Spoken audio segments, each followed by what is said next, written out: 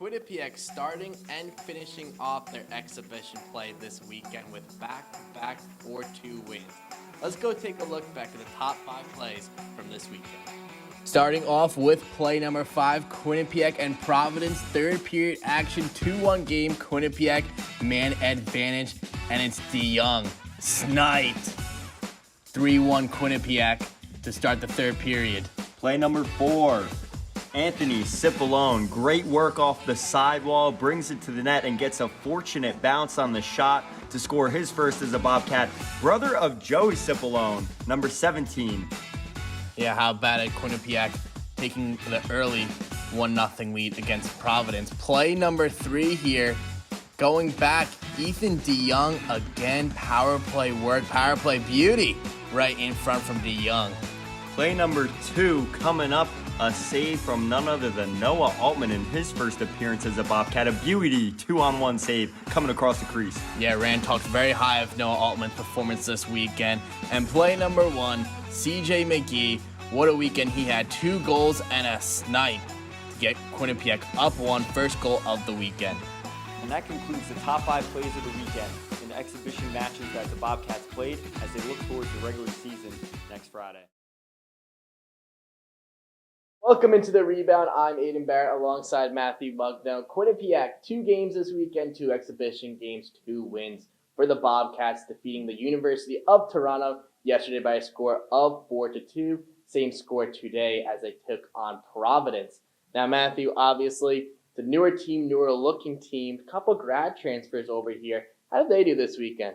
I thought Johnson and Nordquist did a great job adjusting to Rand Pecknold's system. Grad students have a really easy time adjusting to the new system, as we saw with Chow and Mendel last season, and I thought Johnson and Nordquist were doing a great job against the University of Toronto and today against the Providence Friars, jumping into the play, getting in on 2-on-1s and odd man rushes, joining the offense, producing on offense, and also playing shutdown roles on defense.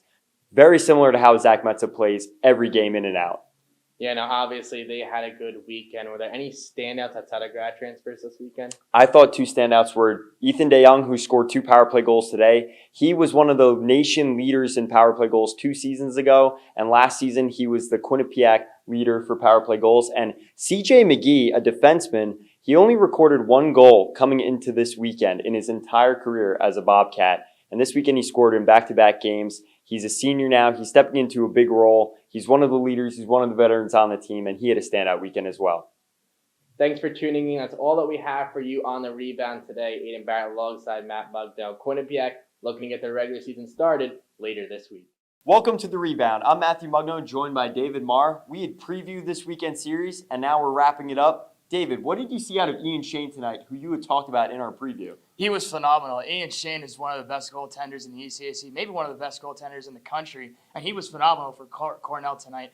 Obviously not the result you want, to lose 2-0. You only give up 1 goal, but that's the stat that stands out. Another only 1-goal game for Ian Shane. He was everywhere in the crease. He was diving on loose pucks. His rebound control was solid tonight. He played a tremendous game for Cornell. He was by far their best player on the ice for the Big Red. And it's unfortunate to see that kind of effort for Ian Shane just to come up that short against the Bobcats, who, by the way, looked absolutely phenomenal, especially on the defensive side. The Bobcats killed off 4 penalties. At one point, they killed off a 5-on-3, and Yanni Peretz was only challenged with 9 shots on goal the entire game through all 3 periods. Halfway through the second period, the Cornell Big Red only generated 3 shots on goal. So Cornell, in the words of Jake Quillen, the Bobcat forward that scored the 2 goals for the victory, stated that the Cornell Big Red did not bring their best game, and the Bobcats escaped with a 2-0 victory tonight. Yeah, I think it speaks to the Bobcats, the way they were able to come back. They were down 2-0 against Colgate Friday night, come back, win that game, and carry that over. Getting a little confidence going into this Saturday's game against Cornell. Certainly looked like they had it. They were all over Cornell from the start at the beginning of the game, outshooting them 17-0. That's a rare stat in a game of hockey, to outshoot them 17-0 and then to hold them to 9 shots the rest of the game. They had 15 block shots. They were 4 for 4 on the penalty kill. By far the best defensive game the Bobcats have played this season, and it's only game 8 in the season. There's still a long way to go for the Bobcats, and they're only going to get better from here. Well, the Bobcats win 2-0 here tonight. As for the rebound, I'm Matthew Mugno with David Marr. This evening in Hamden, the Quinnipiac Bobcats defeated the Colgate Raiders 3-2 in their first conference game this season. They won in a comeback victory, 3-2. and they were joined by two friends from home from Sherbrooke, Quebec, Canada, supporting Christophe Tellier and Christophe Fillion. Right from the warm-up buzzer, Sam and Jeremy brought emphatic energy into M&T Bank Arena. How far back does this friendship go?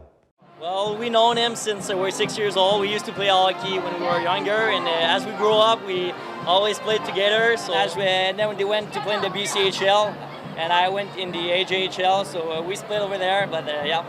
Well, we had nothing to do this weekend. We had a week off, so we drove. It's only a 5-hour drive from Montreal, so we came here to see him play, and Christophe Fillion too.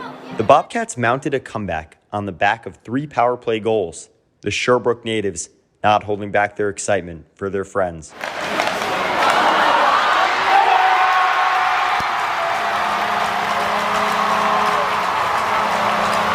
Probably gonna come after Christmas or during a playoff because we like it here. Same with him. I'm gonna come with him. We're coming in duo. The number 7 Quinnipiac Bobcats take on the number 20 Cornell Big Red in their next matchup. We'll see if the boys from Sherbrooke can bring them good luck as they're here another night. I'm Matt Mugno, reporting from M&T Bank Arena for Q30 Sports. The Bobcats won 4-1 this evening in Hamden over the Princeton Tigers. The result? Second to the significance of the evening. Tonight, the Bobcats donned the Salute to Service uniforms, Veterans Day having been on November 11th. Duty, commitment, honor, and freedom replaced the surnames of the Hamden heavyweights on Saturday evening. I had the chance to catch up with 2 student veterans honored prior to the national anthem. I joined the Navy in 2016. I was in for 4 years. 2 years I was in Bahrain in the Middle East, and then my last year and a half I was in Poland. And now, like my buddy here, I'm a full-time Quinnipiac student. So in 2017, I joined the United States Marine Corps. From there, I was able to go to Okinawa, Japan. I got to spend time overseas in the Philippines and Australia. So that was a great opportunity as well. But I did end my tenure in the Marine Corps in 2021. It means a lot for me to be here, being from Hamden, Connecticut, being at Quinnipiac, at a school that really takes care of its veterans. You know, top 3 in the country for veterans, number 1 in New England. It's great to be a part of a community that represents 1% of the population. We truly appreciate that, being student veterans here at Quinnipiac. We appreciate having the opportunity to attend such a great university and to be recognized as such. Oh, it means a lot. You know, like what the veterans have done, it puts us in this position to be able to play hockey, play the game I love. So credit to them, and I'm very thankful for everything. It's obviously pretty special for all those, I feel like we're all pretty lucky. Some of us, we don't always take the time to kind of realize it and take a moment to actually think about it. But I mean, when you look back in the day, people our own age were going to war, so it's pretty amazing that we got the opportunity to even be here and playing. So, it was pretty nice to get a win on a big day like this. It's nice to honor our veterans. It's too bad it wasn't a little closer to November 11th, but it was nice to be able to do and support those people that give us the freedom that we have. For veterans in the building, the fans, and the players alike, they love the uniforms, but they mean so much to them as well. For Q30 Sports, I'm Matthew Mugno. Cancer touches the lives of so many people. The month of November designated to No Shave November and Hockey Fights Cancer, an initiative created in 1998 by the National Hockey League to raise cancer awareness funds. NHL superstar Austin Matthews is a major donator to No Shave November and wore skates this season that had the title on them. And for myself, I even grew out my mustache for No Shave November in honor of my father's battle with cancer in 2019. I sought to survey the QU community for whom they fight for. Auntie Marianne, who died of cancer, I think like 6 or 7 years ago. I fight for my grandma. My Uncle Steven. I think a few years ago, we nearly lost him to cancer, but then he kind of started fighting back and made a good comeback, and it's not completely gone yet, but he's pushing through. My grandfather, he just got esophageal cancer, so we fighting for him. And I've been in a lot of events. Personally, I haven't had to touch my family too much, but I've seen what it does to others, and I think obviously it's probably one of the worst things that can occur in one's life, so I think it's probably best for everyone to fight in this fight together and kind of just help each other out, because this is kind of the worst thing that can happen to someone. I fight for my aunt who went through breast cancer and someone close to my family who has prostate cancer. It means that we're one step closer to finding the cure and that people won't have to go through what she and many others went through. Some people are affected by it if you're not personally, you know people that are, and so It sucks, and it's anything you can do to help raise awareness and help raise money is obviously huge. Well, obviously, it's important that everybody contributes to that. I lost my father to cancer, so. But I thought LaPointe was really good. He had a goal tonight. Like, I know he's had a tough go of it. He's an outstanding player, and he's still got a little ways to come back. I will say this about him too. Like, I think he has 5 career goals. They might all be against Quinnipiac, literally. If you guys want to look that up, I think they're all against us. 4 of his 5. Oh, 4 of his 5. It's unbelievable. He's just a machine against us. So we got to do a better job of shutting him down. But I give him credit. He's battling, and we wish him all the best. To make a donation, go to www.nhl.com/community/hockeyfightscancer. Reporting for Q30 Sports, I'm Matthew Mugnow. On Friday night, the Bobcats defeated the RPI Engineers 8-3 here at M&T Bank Arena, decorated for the holiday festivities. Around the holiday season, family comes into mind for many, and for the Lombardis who live in Rhode Island, they come to every game for Michael. Graduate forward Mike Lombardi has a very recognizable style of play, hard, gritty hockey. His hometown is Barrington, Rhode Island, which is 1 hour and 53 minutes from Quinnipiac University. I had the chance to talk to Coach Pecknold about his style of play and his mom about coming to home games. Yeah, it means everything. I mean, I can probably count on my hand how many games they've missed in my whole life, other than when I was out playing junior, but they still made it to probably 20 plus games. So it means everything. I mean, I love my family. I have a huge family and a lot of family friends who come to the games. So it's probably best case scenario for picking a school, having my family close like that. So it means everything to me. Yeah, Lombo's been great. He had the back checks I mentioned. He's one of the ones I talked about. So, he's just he's an outstanding young man, high character. He's one of our captains. He's been excellent all season. It's a lot. It's can be stressful. It can be great. It can be, you got to be their support. It's a lot to get them to where they are today. It's a lot of work, a lot of sacrifice for your family, for the child himself. It's a lot of individual sacrifice, and but it's also on the other side. It's a great thing for them. It's nice to be able to support them and be there for them. We're about 2 hours away, so which is nice for home games. And the farthest games are, in New York and whatnot. But we try to be at all the games. Yeah, it was great. It was great for him. We had a great fan group there. A lot of family and friends came out to watch him play, which they usually do every year when they play at Brown. So it was nice. The last few times he's played there, I don't know if he scored or not. So it was nice that everyone was there for those two this year. With the holidays quickly approaching and a break for the players, family comes to mind as they mean the most for many. I'm Matthew Mugno, reporter for Q30 Sports. Quinnipiac men's hockey defeated Sacred Heart 5-0 tonight in their CT Ice semifinal. I'm Zach Hochberg. Alongside me is Matt Mugno. This is The Rebound. All right, Matt, so getting started off, Quinnipiac had a rough weekend last weekend, losing to both Cornell and Colgate. How were they able to bounce back tonight? They got to the inside of the ice. Against Cornell, they were kept to the outside. They couldn't get into the danger zone, get shots, get rebounds. Tonight, we saw a lot of individual efforts, but those individual efforts were drives to the net, off the wall, on a 2-on-1 rush, on a forechecking play from Graff on the first goal, so they were able to make those plays. A nice end boards play came out to the slot for a De Young one-timer. They got to the inside of the ice, and that's how they succeeded tonight. Right, Rand Pecknold with the win, reaching 600 wins in his career, all of them with Quinnipiac. Matt, what does he mean to this school and this program?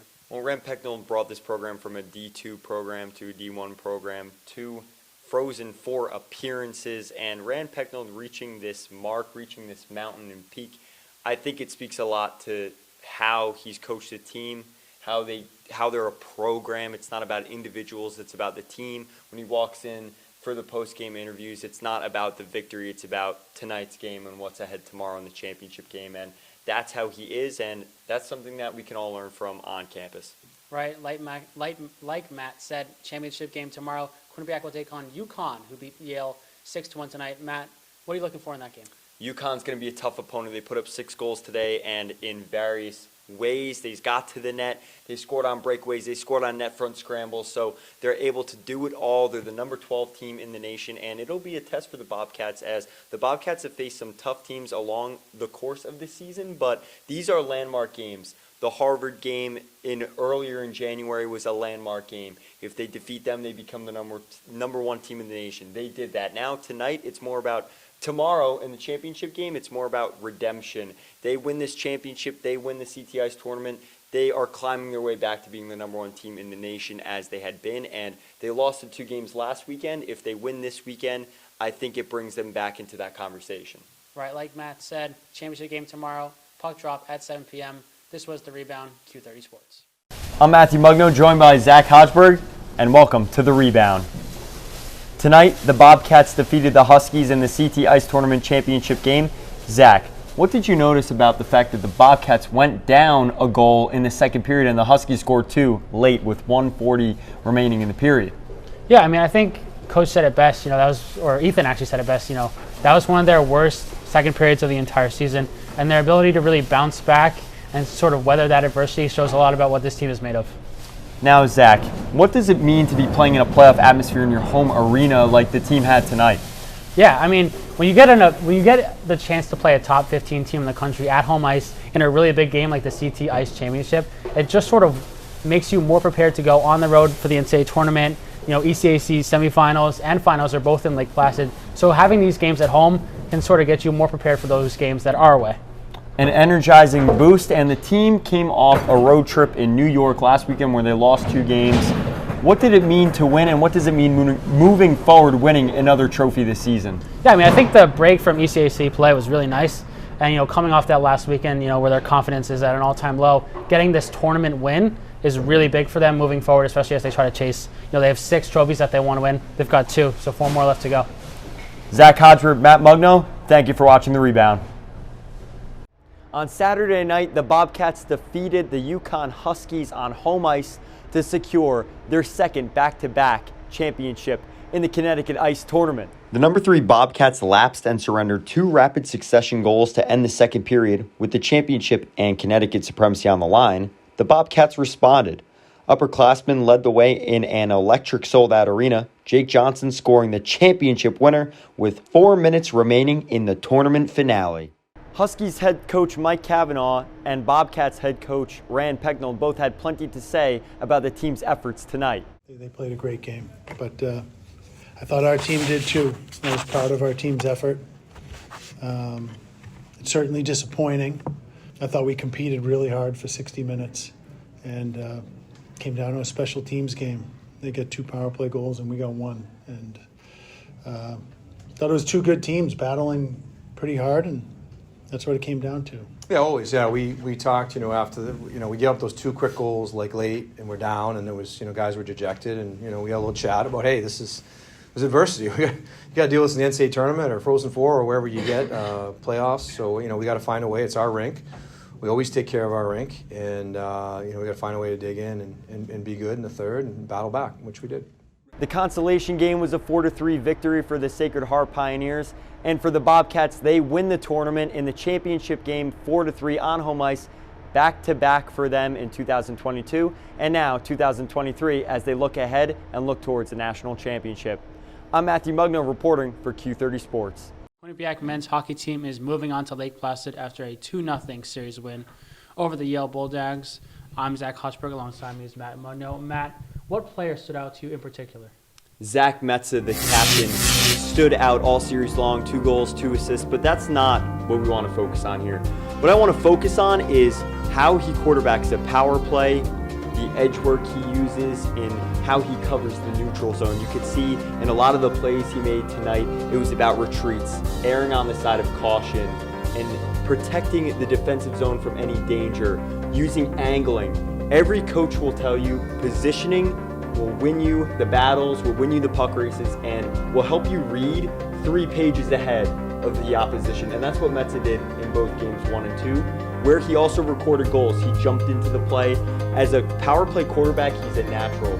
Zone entrances, head up, eyes up, skating with pace, looking for those outlets and activating the other players.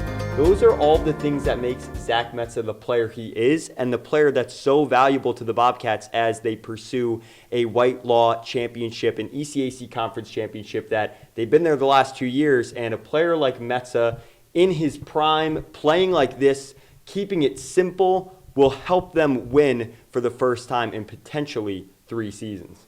Like Matt said, Quinnipiac trying to secure a White Law championship. That pursuit will continue on Friday when they take on Colgate in the ECAC semifinals. For Matt Mugno, I'm Zach Hochberg, Q30 Sports. Some 3,000 fans attended Game 2 of the ECAC quarterfinal where the Bobcats swept the Yale Bulldogs. But one fan in the building has witnessed the entire history, game by game, here at M&T Bank Arena for the last 17 seasons. His name, Mark Pearson. Bobcat Nation himself has witnessed every single home game for the last 16 years. A casual fan will recognize him waving his flag after a Bobcats goal. Basically, this building and this team sold me. I grew up here in Hamden, which is a hockey town, but I was never a skater, therefore I was never really into hockey. It's the day it opened in January 2007. And up until February 10th, I hadn't missed a home game in this building. Unfortunately, COVID got me, so I missed senior weekend Yale Brown. But I'm back. Came into this building opening day, just a gorgeous facility. I couldn't believe this was a college rink. This was fantastic, and I just got hooked. Obviously, not missing a game in 16 years, something's working down there. A rough estimate brings me to north of 320 games, not including his road endeavors. Mark has been to 8 of the 10 ECAC away arenas as well. 17 home games and 2 playoff games a year. It was 12 full seasons and a half season. There's a lot of familiar faces, year after year after year. I'm not the only one. There's a lot of dedicated season ticket holders that follow this team. In this building would have to be the overtime win against Cornell, I believe in 2012. As a Bobcat fan, would be the 5 overtime win at Union in Game 1 of a quarterfinal. The man jumping for joy in what stands as the second longest game in college hockey history is Mark, the most passionate fan of the Bobcats. The Quinnipiac Bobcats will be playing against the Colgate Raiders in Lake Placid in the ECAC semifinal matchup. For Q30 Sports, I'm Matt Mugno. I'm Matthew Mugno. And I'm Connor Court. We're here in Lake Placid, New York, covering the ECAC Men's Ice Hockey Championship. We'll also be recapping the men's and women's basketball programs down in Atlantic City. What happened with the women's ice hockey team and the NCAA tournament? All this and more on Sports Spot starting right now. The Quinnipiac men's ice hockey team just took down Merrimack to start off the NCAA tournament run 5-0 today. For Matt Mugno, I'm Gage Kilburn, and this is the rebound for Q30 Sports. Now, Matt, we saw an impressive victory for Quinnipiac today, bouncing back after a 2-1 double overtime loss to Colgate. What was the turnaround? Rand Pecknold brought up the reset button. Zach Metza last week in Lake Placid brought up the reset button. Mike Lombardi brought up the reset button. The reset button is what the Bobcats achieved tonight. There were more TV timeouts. They had more of an opportunity to shake off an early push from Merrimack, who's great in transition. That's what changed from Lake Placid in their week of preparation to coming to Bridgeport this evening. Now, they had a very dominant, fashionable win here tonight, and now on Sunday they face against a team that also dominated their game, the Ohio State Buckeyes, after taking down Harvard, a very talented team, 8-1 earlier today. What do the Bobcats have to do to make it 2 in a row to go back to Tampa? The Bobcats need to stick to their hockey. Gage, right before we started here, we were talking about how the Bobcats looked to be back in shape, back in form. It was their best game of the season here tonight. And that all starts in the defensive end. Getting sticks on puck, breaking out quick, getting the puck in transition, and allowing your line mates to get 25-30 seconds on offense. That's what's going to generate offense against an Ohio State team that is looking to press the other way in one of the biggest surprises of the tournament thus far. A very tough opponent indeed in the Ohio State Buckeyes, as there's one spot left on the line for the Frozen Four coming this Sunday between Quinnipiac and Ohio State at 4 o'clock. For the rebound, that's Mac Mugno. I'm Gage Kilborn, Q30 Sports. For the first time since 2016, the Quinnipiac men's hockey team is heading back to the Frozen Four. The Bobcats beat the Buckeyes 4-1 on Sunday afternoon in the NCAA Regional Final. I'm Zach Hochberg alongside Matt Mugno, and this is The Rebound. All right, Matt, like I said, Quinnipiac advanced to the Frozen Four. How did they get the job done? They got the job done by making the right adjustments in the first period of play. They weren't generating pucks on net as well. They were getting some pucks. First shot, no second man in. Rand alluded to that in the presser. F2 and F3 needed to get to the net, get to the inside, crash the crease, and that's what they did. It resulted in Fillion and Brindamore scoring on back-to-back goals. Not pretty goals, garbage goals, but those are what win you hockey games in tight contests, intense contests against the best opponent they faced all season. They made the right adjustments, and then back half of the game, second period, third period, it was all Yanni Peretz. Tellier was able to break through on a great play, put them up 3-1, took the air out of the building, cut the tension, and the Bobcats won because of those adjustments and because of the fact that Peretz was allowed them to hold on. Quinnipiac certainly needed a full team effort in order to advance, but which individual player stood out to you? It was certainly Yanni Peretz. I think the Sherbrooke boys stood out. That line and adjustment that Rand Pecknold had made within his lineup, moving Desi Burgard up, that was a big move to help that Brindamore and DeYoung line.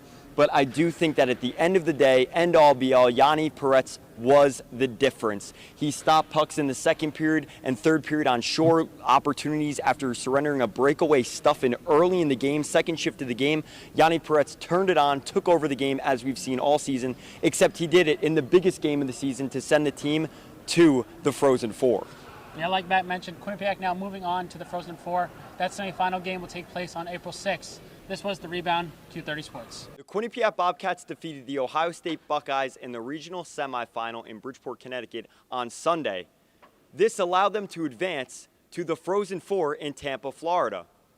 Two players stood out in the game after a line change. Those two players, natives of Sherbrooke, Quebec, Canada. The Sherbrooke boys were reunited on a line on Sunday and both contributed 1 goal and 1 assist each. Christophe Fillion scoring to tie the game at 1 on a rebound play, and Christophe Tellier, the #1 play on SportsCenter Monday morning, scoring a goal to send the Bobcats to the Frozen Four tournament in Tampa, Florida. The two players were major factors in the Bobcats' advance to the Final Four of college hockey. Here's what Coach Rand Pecknold had to say, as well as Christophe Tellier. Desi's a warrior. He fits well on that line. Fillion's done a great job on that line, but I think Philly and Telly, they play well together. And again, did I know they were going to have 2 goals tonight? No, but if you go back to one of our best games of the year, it was the 6-2 win in North Dakota. Our best line that night were the Christophs and Victor. And so we reunited them, and I thought they could give us some energy tonight, and they did. For me, I was playing with Christophe Fillion. I think we have good chemistry, and then Victor Chickenero on that line. So we just try to keep it simple, move our feet, and I think that's what we do best. And got a couple goals, and just happy to help the team win tonight. The Frozen Four tournament will begin on April 6th, so the Sherbrooke boys will have plenty of time to rest, recoup, and get ready to get back on the ice.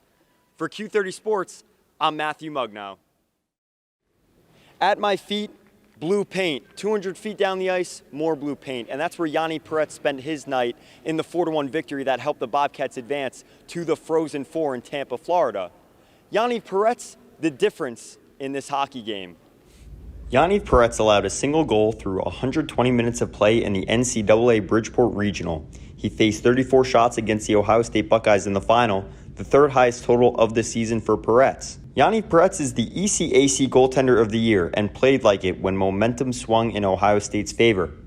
After the Bobcats' 2 goals, Peretz was put to the test and delivered, as he always does. He's a big-time goalie, Richter finalist, Hobie Baker finalist. He was excellent, as we expect him to be every night. I thought we did a nice job in front of him. In the end, defensively, we defend usually because we have the puck. We didn't do a good enough job with that. We got to go play more offense and win more puck battles and probably clean up our puck management a little bit and play a little bit better offensively. But, we found a way. Guys were blocking shots. The penalty kill was excellent. We move on. Rand Pecknold often talks about a full team buy-in. Yanni Peretz, the last defense, helped the Bobcats secure a victory over the Ohio State Buckeyes on Sunday and allowed them to advance to the Frozen Four. For Q30 Sports, I'm Matthew Mugnow.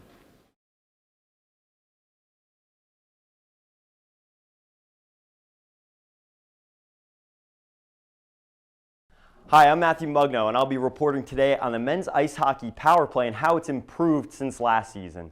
So let's roll the first tape here. This play's not going to work. You have Colin Graff on the wall, first year from Union. Metza playing catch. DeYoung on the one-time slot. Now he's the bumper So they're trying to feed DeYoung as the bumper position, and now you see Metza at the point controlling in the 1 position because he's such a strong point man. They're using him as the 1 because he's going to be moving back and forth on the blue line, Graf on the flank for a one-timer, or DeYoung in the slot for a one-timer in an umbrella-like system, or they'll try and hit Brindamore, who's there backdoor. Now here, Graf and Metza play catch. Tellier has the puck, moves it to Graf, one-timer. That's the one-timer I'm talking about, trying to replace that Bon Giovanni position, that Alex Ovechkin, Mika Zibanejad type power play position. And now they try and feed DeYoung again. So they're looking for Graf on the flank or DeYoung in the middle. Roll the tape. DeYoung's in the middle again in that bumper slot. They love the 1-3-1. Graf on the right flank. Pass across. Feeds DeYoung in the middle. Boom, one-timer, goal. So they're trying to feed DeYoung in the slot, or they're trying to get the puck to Graf across. You see Metza with the shovel pass. Metza is the 1. He's so good on the point. Recognizes what a keep by Metza. Eyes up, looking for Graf and DeYoung. DeYoung across to Graf, boom, one-timer, bottle pop. So they're looking for Graf on the left side or DeYoung in the slot. Those are the 2 goals, and those are how the plays are working for the men's ice hockey team's power play. For Q30 Sports, I'm Matt Mugno. Hi, I'm Matthew Mugno, and I'm joined by my fellow men's ice hockey beat reporter David Marr, and we're here to preview the weekend series coming up for the Quinnipiac Bobcats. David, what's Friday's game looking like against the Colgate Raiders?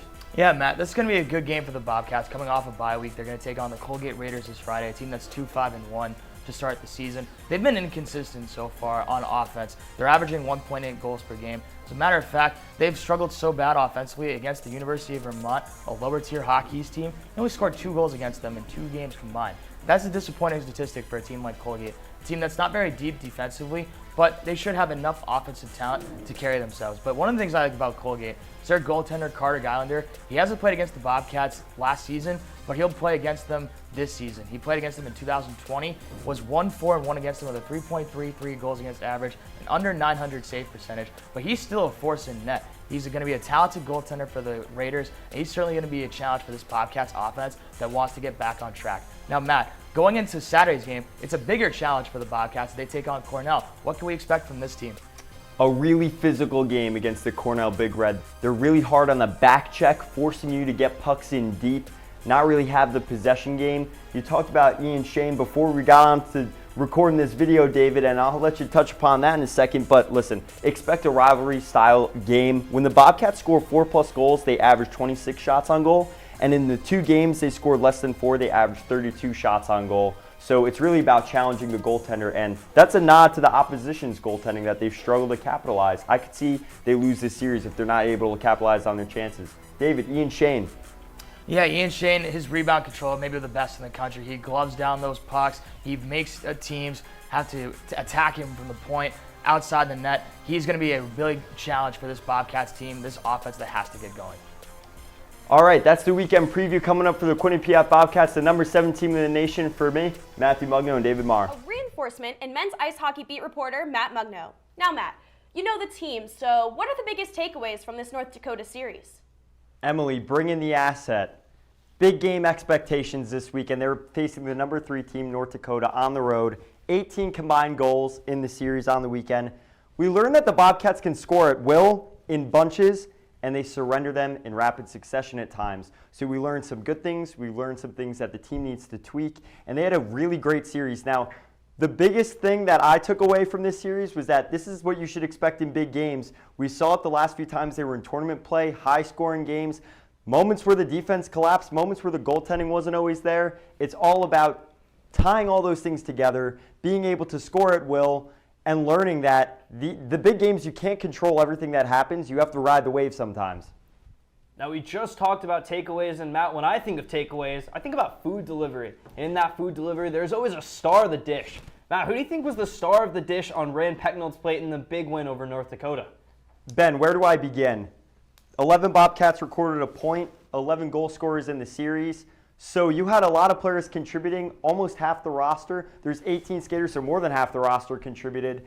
You have a whole team contributing on offense. Colin Graff, a transfer from Union, continuing his success on the power play with 2 assists. Sam Lipkin as a screen man. Skylar Brindamore scoring. Some of the fifth-years scoring as well. Burgart coming up clutch again. We always see him coming up with clutch goals. So many players contributed, like Ethan DeYoung, who's showing some offensive prowess and playing with aplomb on the power play in the bumper position. So we've seen a lot of players contribute in this series, and that's why they succeeded. I really think that the defense also showed up. They were able to shut things down, and they were also contributing in the two-way game as well, getting pucks in on net. Metza with a great assist on the DeYoung power play in the second game. They did everything right. I'll stick with this delectable dish scenario. Now that we know the star of the dish, what's that extra ingredient that makes the team even better? And how can the Bobcats build on what they already have, looking forward to their main matchup? Now, Ben, Emily, I know you guys love the spice, you love the sauce.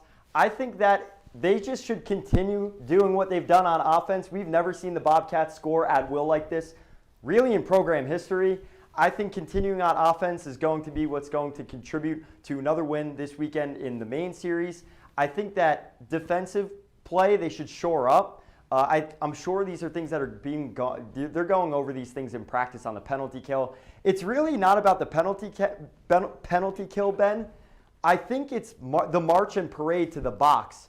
When you're marching to the box and you take 5 penalties in a game, your penalty killers get tired and you're relying on them to do the dirty work. It gets tiring. They're putting in more time on the ice. It's tougher to defend than it is to be on the attack and start the defense in the offensive zone with the forecheck. So I think it's about limiting the amount of penalties you're taking, not doing so in rapid succession, keeping the foot on the gas with the offense, as you'd mentioned, with how they broke open the game in the second game by untying its 2-2 game.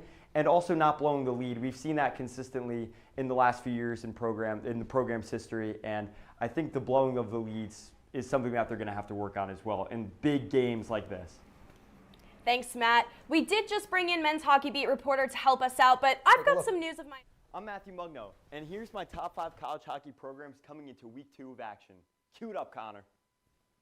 All right, who do we have as our honorable mention? Michigan, sleeper number 1.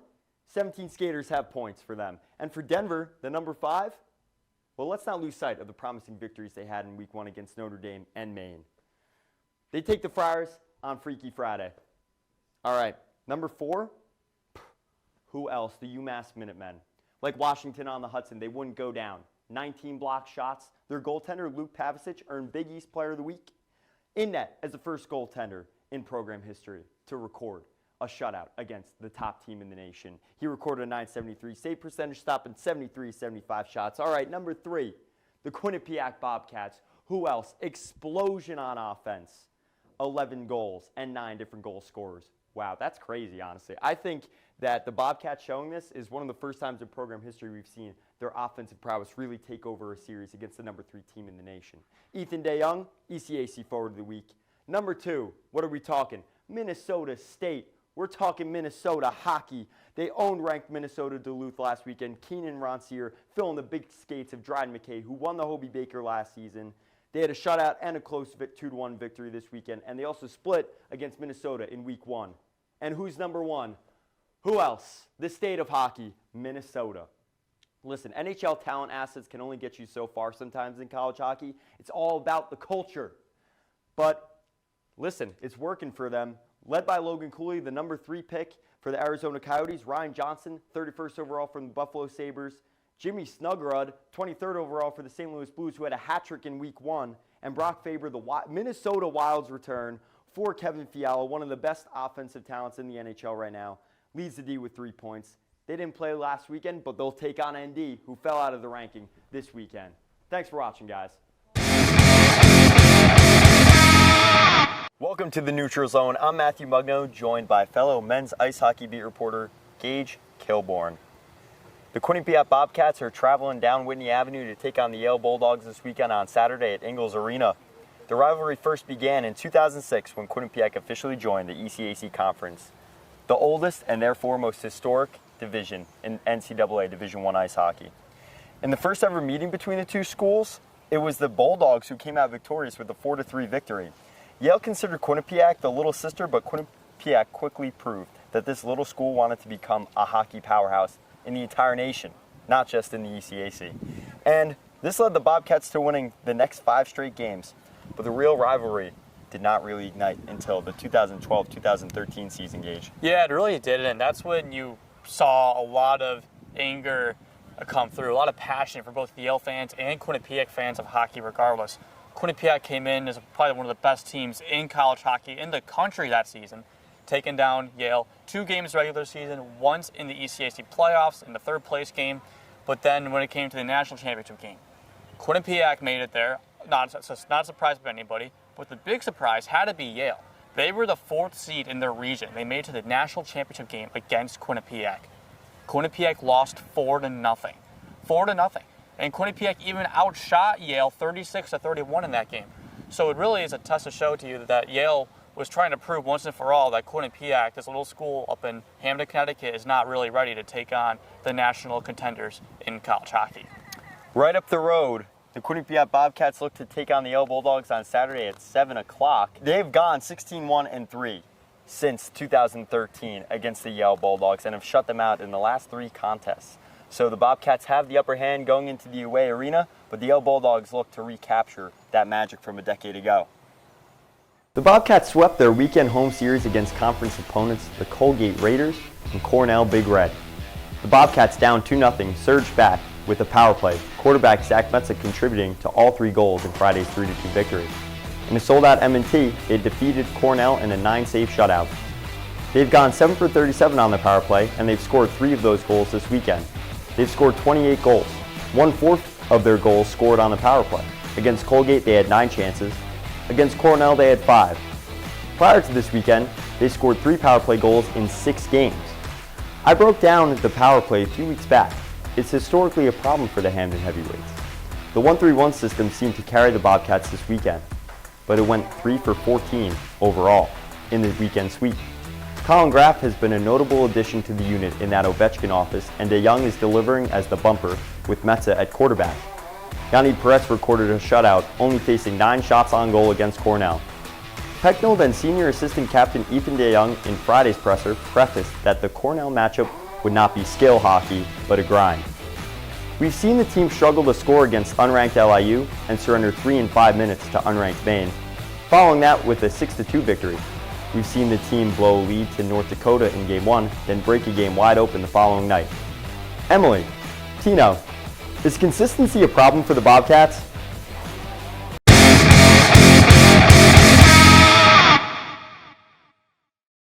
Welcome into the neutral zone for this week's weekend preview on Q30 Sports. I'm David Marr, joined alongside my 2 men's hockey beat reporters, Matt Mugno and Aiden Barrett. Well, guys, Quinnipiac had a great run at the Bell Pot. They won the tournament. Matt, what was your big takeaway from that series?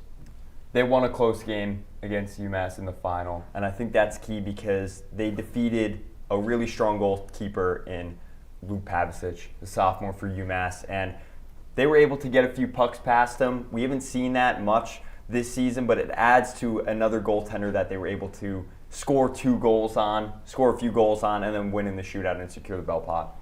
Yeah, Quinnipiac probably was the best team coming into this tournament, and they showed it. Obviously, Matt, you just said they had a close game against UMass, not as close of a game against Dartmouth, but they won both. So, obviously, you want to see Quinnipiac keep winning. We saw them go up in the rankings, so, we see them go up a little bit more, and obviously, they obviously want to get the Bell Pot, and they do. And so, all in all, it's a good weekend by Quinnipiac. Everything looked good. Even Yanni Perez made a couple big saves in that UMass game.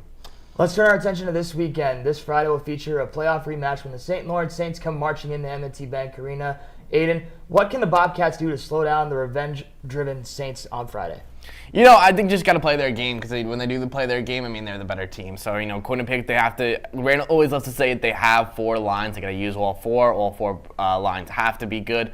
The defense, they don't allow a ton of opportunities. They're really good at getting in front of the lanes on shot blocks. Don't allow a bunch of chances. When those chances are allowed, though, Yanni Perez has been up to the task so far. So, Quinnipiac just plays their game. I don't think they have to do anything crazy. They have the talent, the skill, and, they have the type of scheme where, they should be able to win this game.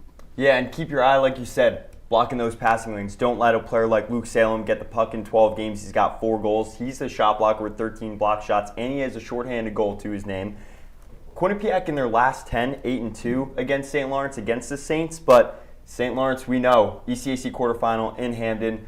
Bobcats win in double overtime. They had to tie the game and fight back in order to win. So St. Lawrence is going to come in with some fire and that motivation from the locker room. So maybe this season they're not performing as well as the Bobcats, the number 2 team in the nation, but they're going to come in with a fire lit under them for this game. After the Saints come to the M&T Bank Arena on Friday, it will be the Clarkson Golden Knights on Saturday, bringing in Nashville Predators draft pick Ethan Hyder in goal. Now, Matt, what is the biggest challenge for the Bobcats going up against this Predators draft pick?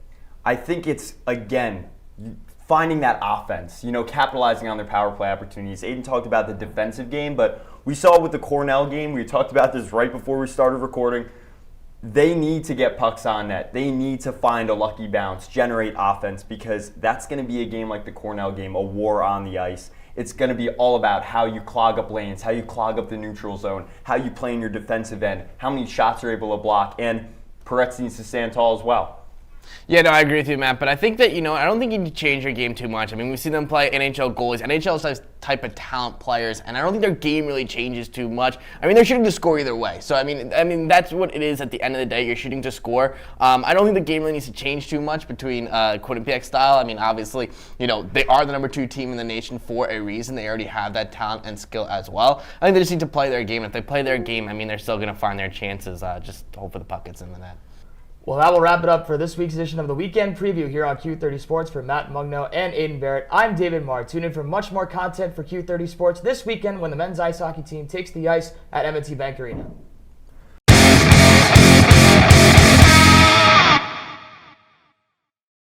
Welcome into the Neutral Zone. Aiden Barrett alongside Matt Mugno, David Marr. Guys, about a quarter way into the season. How about it? Yeah, it's been a good season for the Bobcats so far, sitting at 7-1-2 and getting ready for a big home-and-home series with Princeton this weekend. I'm doing great. They're dominating conference play. Can't complain. Yeah, it's a good season so far for the Bobcats. Now, coming into the season, there were some question marks. There were some subtractions, new players coming into the mix. So far, from what you've seen, how have they molded together? I think everything's kind of coming together now. We're seeing their power play start to click a little bit. Colin Graff's been a great addition. He has 6 goals. He's tied first in the ECAC with Tyler Watkins of Union. He's goals per game, 6 and 10, so he's 4th in the ECAC in goals per game and points, 11 and 10. That's 3rd in the ECAC. Now, in his career, he dominated the NCDC for the Junior Bruins with 101 points in the 91 games played there, and in 37 games last season, he had 22 points. Now, the pace he's on this season, 33 guaranteed games, 36-point pace. Last season, Metz had 37 points and was first for Quinnipiac, and Bob Giovanni, the captain and leader of the offense, had 34 points and was second. So he's on pace to break that. Yeah, I agree with you, Mugno. I actually talked to Colin Graff after the Yale game this past weekend. He told me he's learning from the leaders on this team like Zach Metza and Ethan DeYoung, and he's gelling with them, not just on the power play, but as an offense in general. And you can see it on the ice. The Bobcats are putting up some great numbers on offense. And the defense, look at the grad transfers they've added in the transfer portal, like Jake Johnson, who came over from RPI, Jacob Norquist from Lake Superior State. They're giving them a little bit more depth on the back end and a little bit more veteran leadership as well. And this team is looking very much complete, and they're getting better every single game, and they're certainly going to be a tough out in the ECAC moving forward. Newbies fitting in well. What can we expect going forward? Well, I think this team's set up for a run at the ECAC championship. They were short of it last season, and this year I think that they're going to be set up for it. There's really not a lot in the ECAC to be scared of right now. The one team to be concerned about for the Bobcats moving forward is Harvard. They're still undefeated. They're 7-0. They look very solid with an excellent offense and a great goaltender in Mitch Gibson.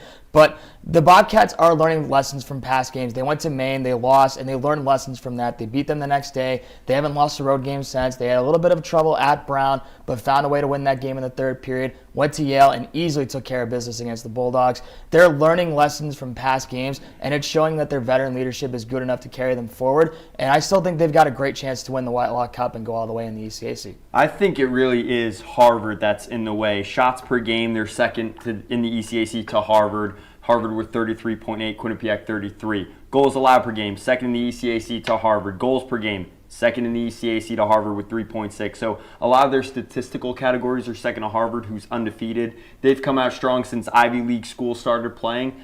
But the Bobcats are poised to take on a team like that in a series, and I think they can really take it if the offense comes through. They're on a win-5 streak. Ethan DeYoung, 5 goals. Jacob McQuillan, 5 goals. Graff leading the team in points as a transfer. So I think they're getting a lot of contributions. All stat categories are looking great, and the on-ice product is looking a little more consistent, as David had just stated. All right, cool stuff, guys. Quinnipiac and Princeton this weekend. Have a good weekend.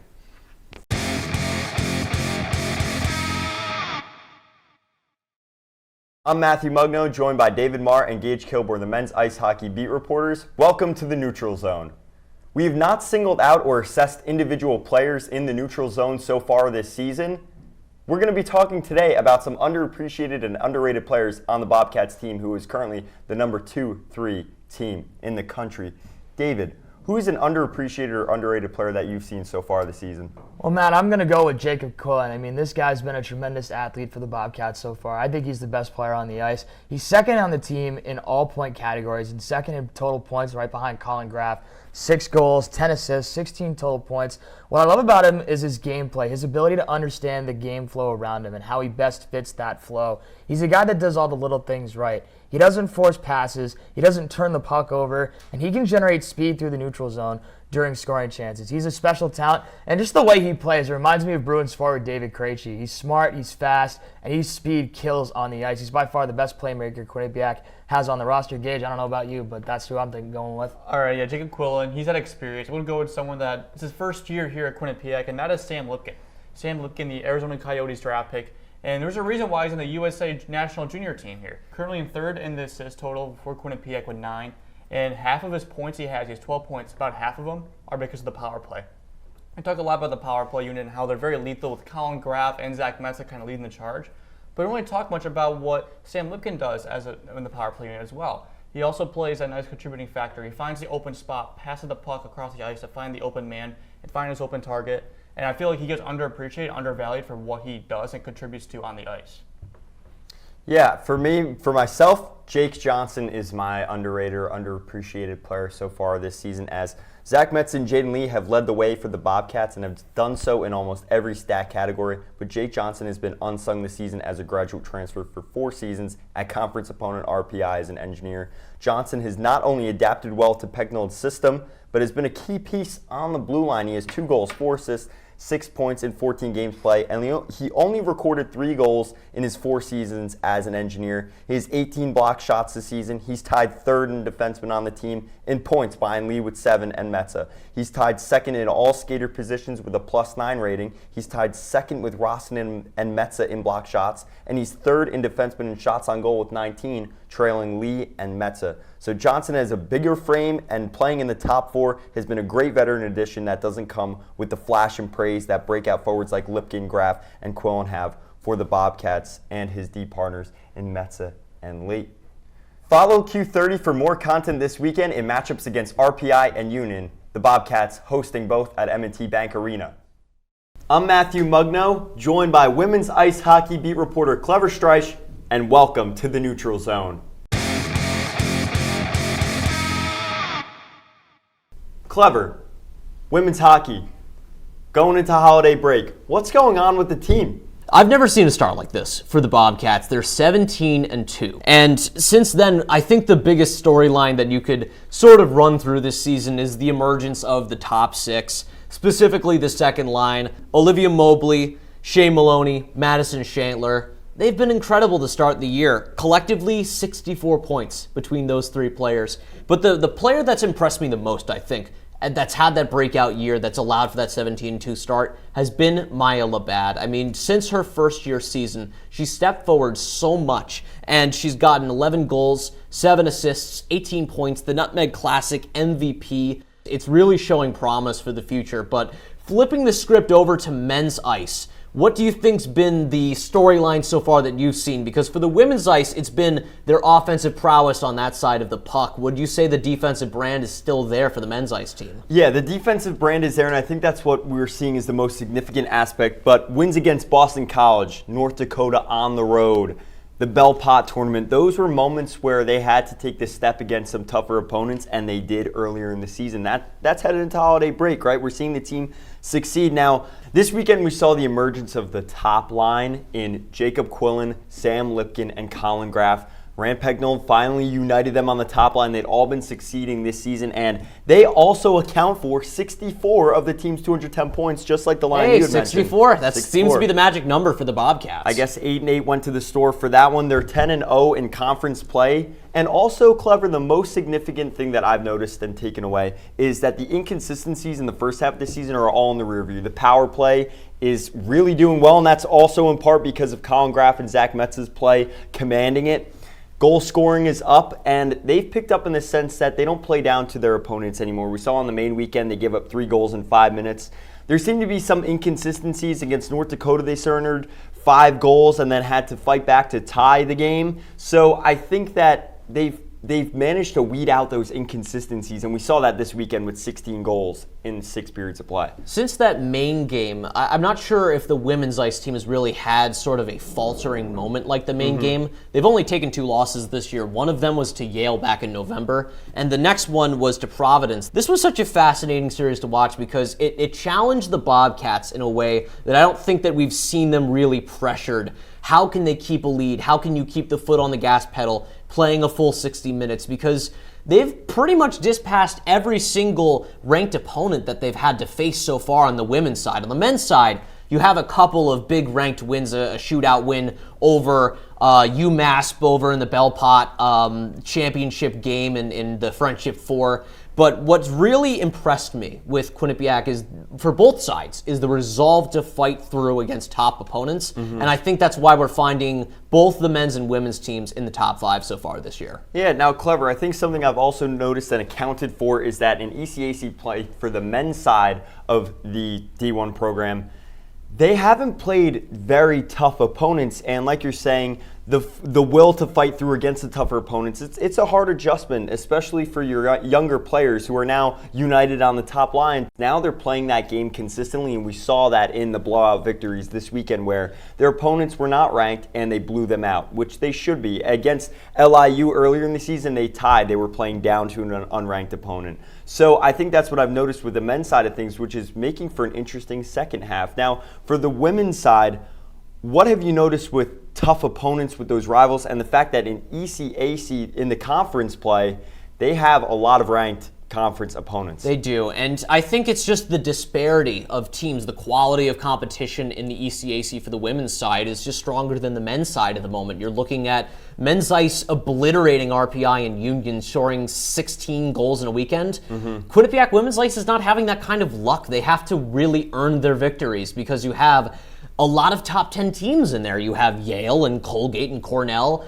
Clarkson's in the mix. Princeton's pretty good. There's 7 or 8 teams that could reliably take a game off of Quinnipiac. Even St. Lawrence had a lead over Quinnipiac at one point, and they're not even in the top 15. So you could say that there's a 2-horse race on the men's side. It's obviously Quinnipiac and Harvard are the top seeded teams. They're the best teams in the ECAC. The bottom of the pit is a lot lower on the men's side, but the women's side, it's really competitive, and Quinnipiac has to earn each win. It feels like they have to earn each game, and that's really showing the resolve and fight factor that this team has. Next time on The Neutral Zone, we'll talk about the biggest games upcoming for Quinnipiac men's and women's ice hockey after the break. But for now, this is Clever Streich and Matt Mugno for Q30 Sports. I'm Matthew Mugno, joined by women's ice hockey beat reporter Clever Streich, and welcome to The Neutral Zone.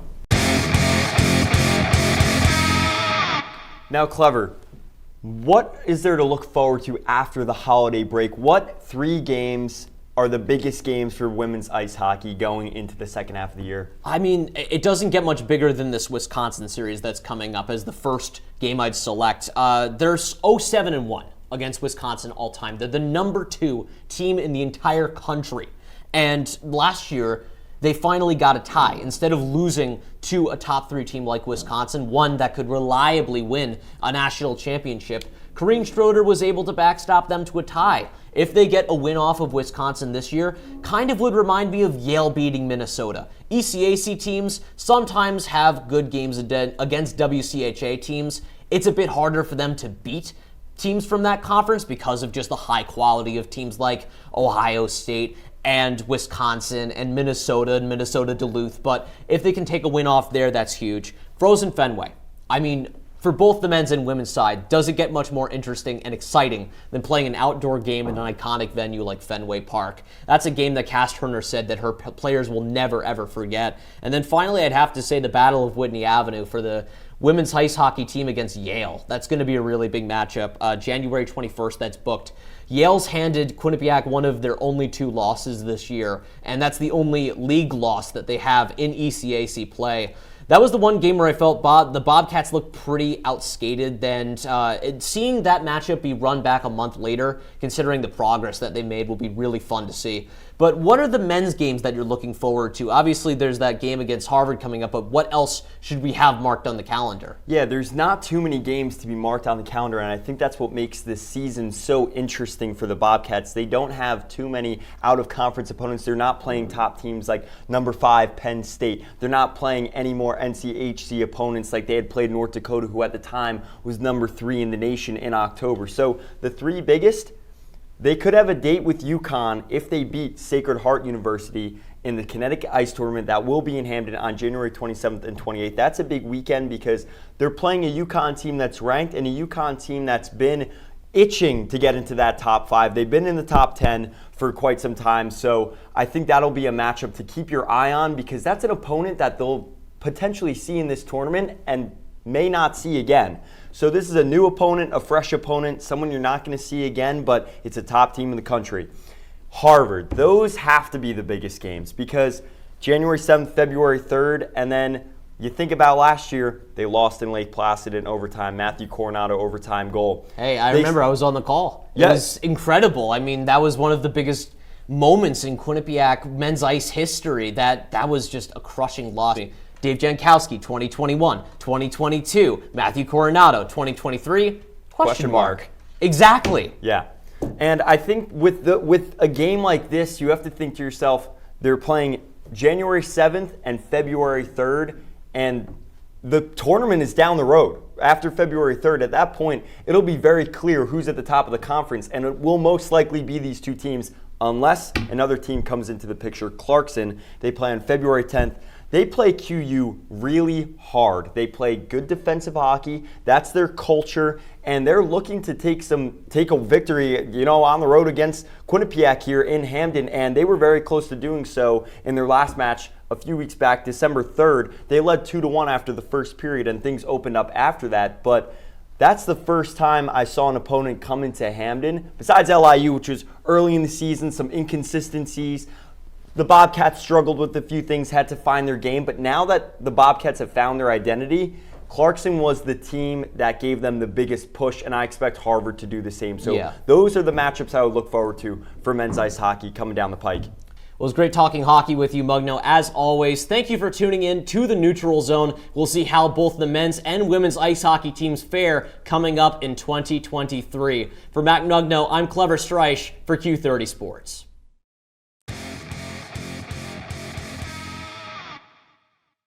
Welcome into the Neutral Zone on Q30 Sports. I'm David Marr, joined by Matt Mugno. Matt, you were at the Harvard game last week. The Bobcats, now the number 1 team in the country after they beat the Crimson 4-1. What was your biggest takeaway from that matchup?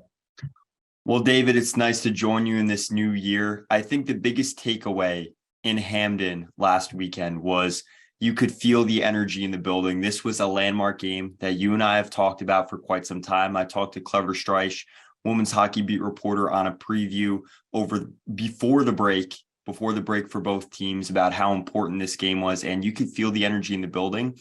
I think the biggest takeaway for the Bobcats is how they seized this opportunity.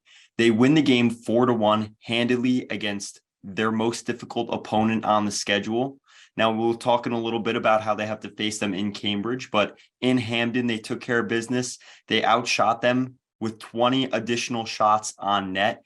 They played really well in the defensive zone. And for a back and forth game, they were able to then, in the third period, lock it down. They got contributions all over the ice from DeYoung, who shows up in big games. Colin Graff opened the scoring, and he's continued his dominant season. And Yanni Peretz, who was just named as a finalist for the Mike Richter Award, he shut things down in the third period when the Harvard Crimson brought their all. They have elite forwards and talent. Rand had mentioned that in the post game, and they know that this is a team that can knock them off in ECAC play. They took care of business in Hamden, and the energy was in the building. You knew it was an important game when you stepped foot into the rink.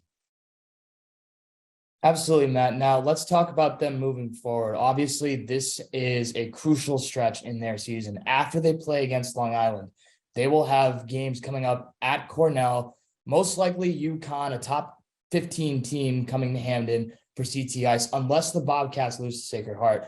Then they have to go back to Cambridge the following week to play Harvard.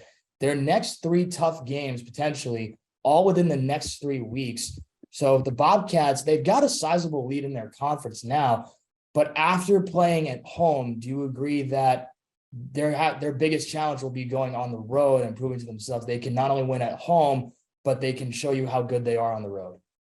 I think with any given team, there may be an upset on the way. We may see Cornell knock them off in their home rink. We may see Harvard take a victory in Cambridge. But the most important thing for the Bobcats is how they lose those games, if they were to lose those games. If Cornell wins 5-0 on home ice and plays their defensive and gritty style, they're in for a little bit of trouble because there might be something wrong with their game. But I think what Rand has said in most of the post-game press conferences recently is that they've really stuck to their game, even through the period of time where he was away from the team coaching the United States World Juniors Championship team, who took home a bronze. So I think that it really comes down to how they play in those games if they lose them, and toughing out the rest of the schedule, because the expectation's high, David. David, speaking of expectation, based on this Harvard win, what is the expectation moving forward after a victory that's seen as prolific in the eyes of the team and the media? I think the ceiling's high, Matt. I think the ceiling is high is probably a Frozen Four berth or potential win. I mean, we've seen this team strike quick. They've played such aggressive offense. They lead the ECAC in goals for. They lead the ECAC in goals against. And we'll just come down to those 2 road games. If they can beat Cornell on the road, which they tend to struggle with the Big Red in Lina Rink in Ithaca, and then go to Cambridge and beat Harvard, where they lost last year, they're in the driver's seat in the country. I mean, they are already the top team in the country after Denver lost to Alaska, but the ceiling's high. I mean, as we've seen the Bobcats, they are a complete team on all sides of the ice. They have the offense, they have the defense, they have the goaltending. They've got a great coach behind the bench. They're just a terrific all-around team, and they are certainly in for potentially a top 4 seed in the Frozen Four as it was right now, and potentially have the opportunity to host a regional game at Sacred Heart. Obviously, the regional being played in Bridgeport this year. Mm-hmm. Excuse me. If Quinnipiac can keep winning these games, they could lock up a top 4 seed and potentially earn a home regional in Bridgeport, which would be huge for the fan base to travel, get a nice home rink in Bridgeport, get a lot of home support. But big games coming up down the stretch, and we're going to be with you all season long for this men's hockey team as we head to the second half of the year with big games on the horizon with Cornell, the CT Ice tournament, and Harvard coming up on deck. For Matt Mugno, I'm David Marr, and this is the Neutral Zone for Q30 Sports. I'm Matthew Mugno, and welcome to the Neutral Zone. Last night, I was cleaning out my closet and found some old lineup sheets from the 2021-2022 Quinnipiac men's ice hockey team. Something I noticed, a lot of players had left from last season, some names I even forgot about. And this season, an expectation was that players would need to fill these roles, and the Bobcats had a lot of doubt surrounding them, but they're coming through. Now, if we look at some of the players last season that had huge impacts, we look to Ty Smolonic, Wyatt Bongiovanni, Oliver Chow, Griffin Mendel. Smolonic, a second-round pick, the highest drafted player as a Quinnipiac Bobcat in their team history, and he was a speedy forward. He had some speed that the team still doesn't have this season. He certainly was the fastest skater I've ever seen for the Bobcats. He recorded 23 points last season and had an injury in the World Juniors that set him back. He only recorded 2 points on the second half and the back end of the Bobcat season in 2022. Wyatt Bongiovanni, the captain, he was really the heart and soul. He brought so much to his play. He was a physical forward that had scoring touch. He scored on so many breakaways last season and recorded 16 goals in 42 games. Now, Oliver Chow is a transfer. He had championship pedigree. He won at UMass a national championship, came over as a Quinnipiac Bobcat as a graduate transfer, and he recorded a hat trick and 13 goals for the Bobcats. And Griffin Mendel, who recently skated as a Carolina Hurricane in the preseason for the NHL and is in the AHL currently, had 5 goals at the blue line, one of them being in the postseason, and assisted the Desi Burgard double overtime goal to send the Bobcats to the semifinal in Lake Placid for the ECAC playoff. Now, a lot of players had to fill those shoes, right? I just mentioned the skill sets of the players that had left coming into the season.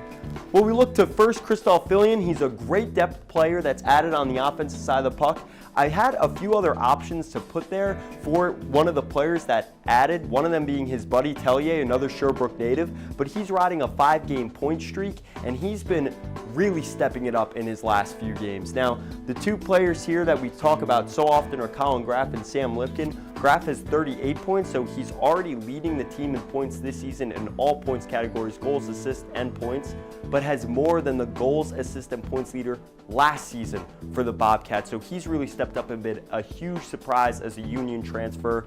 He only had 22 points in total last season. Now, Sam Lipkin just won a World Junior Championship bronze medal, so that was something that coming into this season, no one expected the first year to have a season like he has, scoring the game-winning goal against the Dartmouth Big Green the other night. And Jake Johnson has really replaced Griffin Mendel's role as a veteran presence on the blue line. Scored the game-winning goal in the CTS Championship, has 4 goals and 9 assists this season, scoring at the blue line and also defending quite well. He's 3rd on the team in blocks and 3rd on the team in almost every category on the defensive side behind Metza and Jaden Late. So the Bobcats have done a spectacular job filling in the shoes of players that had left last season that left a lot of doubt where the Bobcats would end up. Will they end up the number 2 team in the nation? The Bobcats head to upstate New York to take on the Clarkson Golden Knights and the St. Lawrence Saints this weekend and return home in the Battle of Whitney Avenue at M&T Bank Arena as opposed to at Yale and Engels Arena. And we have Bobcat game day for Saturday's match and senior night against Brown University. I'm Matthew Mugno, reporting for Q30 Sports. Quinnipiac men's ice hockey getting set for their quarterfinal series against their rivals from Whitney Avenue, the Yale Bulldogs. I'm joined by all my men's hockey beat reporters, Zach Hochberg, Gage Kilborn, and Matthew Mugno. I'm David Marr, and this is the Neutral Zone.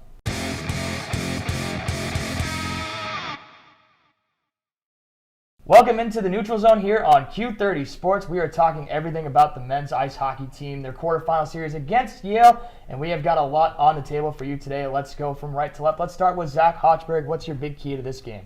Protecting home ice. You know, they secured the #1 seed in the ECAC during the regular season, so they have home ice advantage this weekend. They're outscoring Yale 9-1 in the last 2 games at home. It's going to be a little different this time. Not going to be as many fans. Students are, they're going to be on spring break, so we're not going to get a sold-out arena maybe like we want to, but they still need to come home and protect their home ice. I'm going to take a look at Yale's offense against Quinnipiac's defense. Quinnipiac, the best team in goals against per game at 1.61 goals against. Yale averaging 1.8 goals on the season despite winning 5 of their last 9 games, including their playoff game against RPI. Can the Bulldogs outscore Quinnipiac? That's the big key in this series, as Yale's offense is going to have to play keep away. They're going to have to slow the game down after scoring their first goal against Quinnipiac. The last time these two teams got together, it took 35 minutes for the Bobcats to get back on the board and ultimately win that game going away. The Bulldogs have to do that for a full 60. Yale's going to have to chip pucks in deep, outrun the Bobcats' defense. They have to win some puck battles in the offensive zone. And it's not easy to do against Quinnipiac's defense that loves to block shots, but getting pucks to the net and getting them on Yanni Pretz and then following up on rebounds will be the big key for the Bulldogs. Now I transition over to the red shirt in our group, Gage Kilborn, with his key to the series. Well, my big key to the series has to be these high expectations. This team going in, they've had high expectations all season long. All in the past couple of years, they've had expectations of not just getting the regular season title, but winning the White Law. And what are they struggling the past 2 seasons? And that is winning the White Law. They lost to it against St. Lawrence, a team that, quite frankly, was kind of a weird year back in the 2020-21 COVID year. And then last season when they lost in Placid in overtime to Harvard. So a lot of struggling in find the championship spots, wondering if that will happen again as they've had their history with Yale, as we all know about in 2013, the national title game. Wondering if that will come up again or not, we'll see down the road. Valuable points all around. I think the key really comes down to the middle 6. Mike Lombardi, TJ Friedman, Sky Brindamore, some center depth. I think it's winning in the trenches, winning in the face-off dot. These are the things that'll get you far in the postseason. Friedman had 2 goals in the 5 tournament games last season, one of them in the ECAC championship game. Skylar Brindamore had 5 points in 6 of those games, had a monster game too versus St. Lawrence in the quarterfinal at home in 2022. So I think it'll come down to that middle 6, winning in the trenches, the face-off dot, limiting mistakes, getting pucks in deep. You brought up how you can't allow rebounds, playing great on the defensive side. Sky Brindamore was just named to Defensive Forward of the Year for the ECAC, so as a nominee. So I think that it really comes down to winning in the trenches, winning those puck battles, pucks in deep.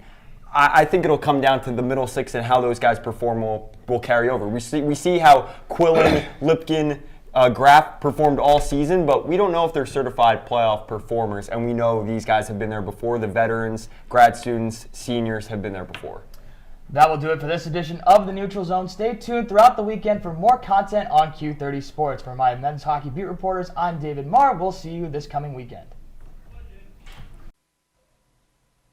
Welcome back to Inside the ECAC. It's time to swap sides of the ECAC and the desk. I'm joined by men's ice hockey beat reporters Matthew Mugno, David Marr, and Gage Kilborn. Yeah, and I think, you know what, David, you guys brought up 2 great matchups, and I think the Clarkson-Yale matchup's in there, and I think what will be interesting to see is Clarkson style playing Cornell against each other. They both play a defensive style, gritty style play, and I think the series that I look to the most is, I agree with you, Gage. I think the Princeton Tigers, they play a tough game against, they play up to their opponents. So I think it would be interesting to see, and that's probably one of the tighter matchups. So I think all of us brought up the tightest matchups that are in the first round.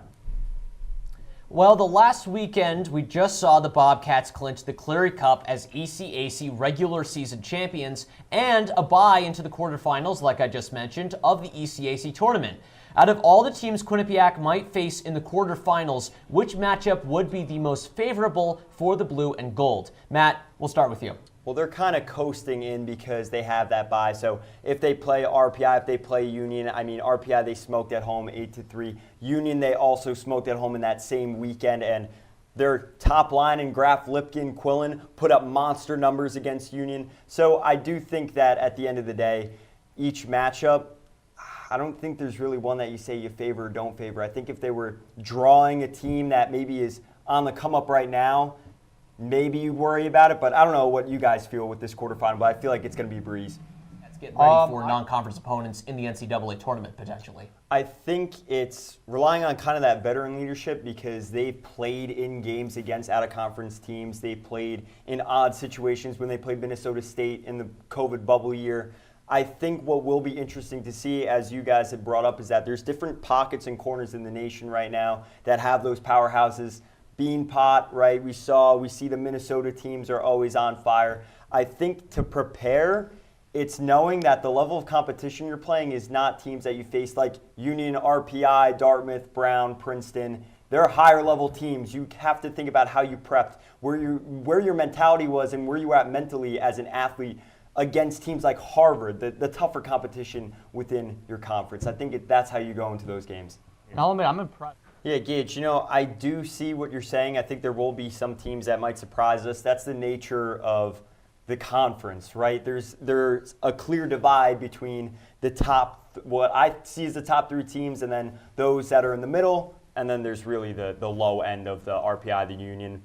Prediction, listen, I think it's really between QU, 3-horse race, Harvard, Cornell. I think those are the top teams, and we'll probably see a three-peat between the Bobcats and the Crimson again. David, I don't know what you think.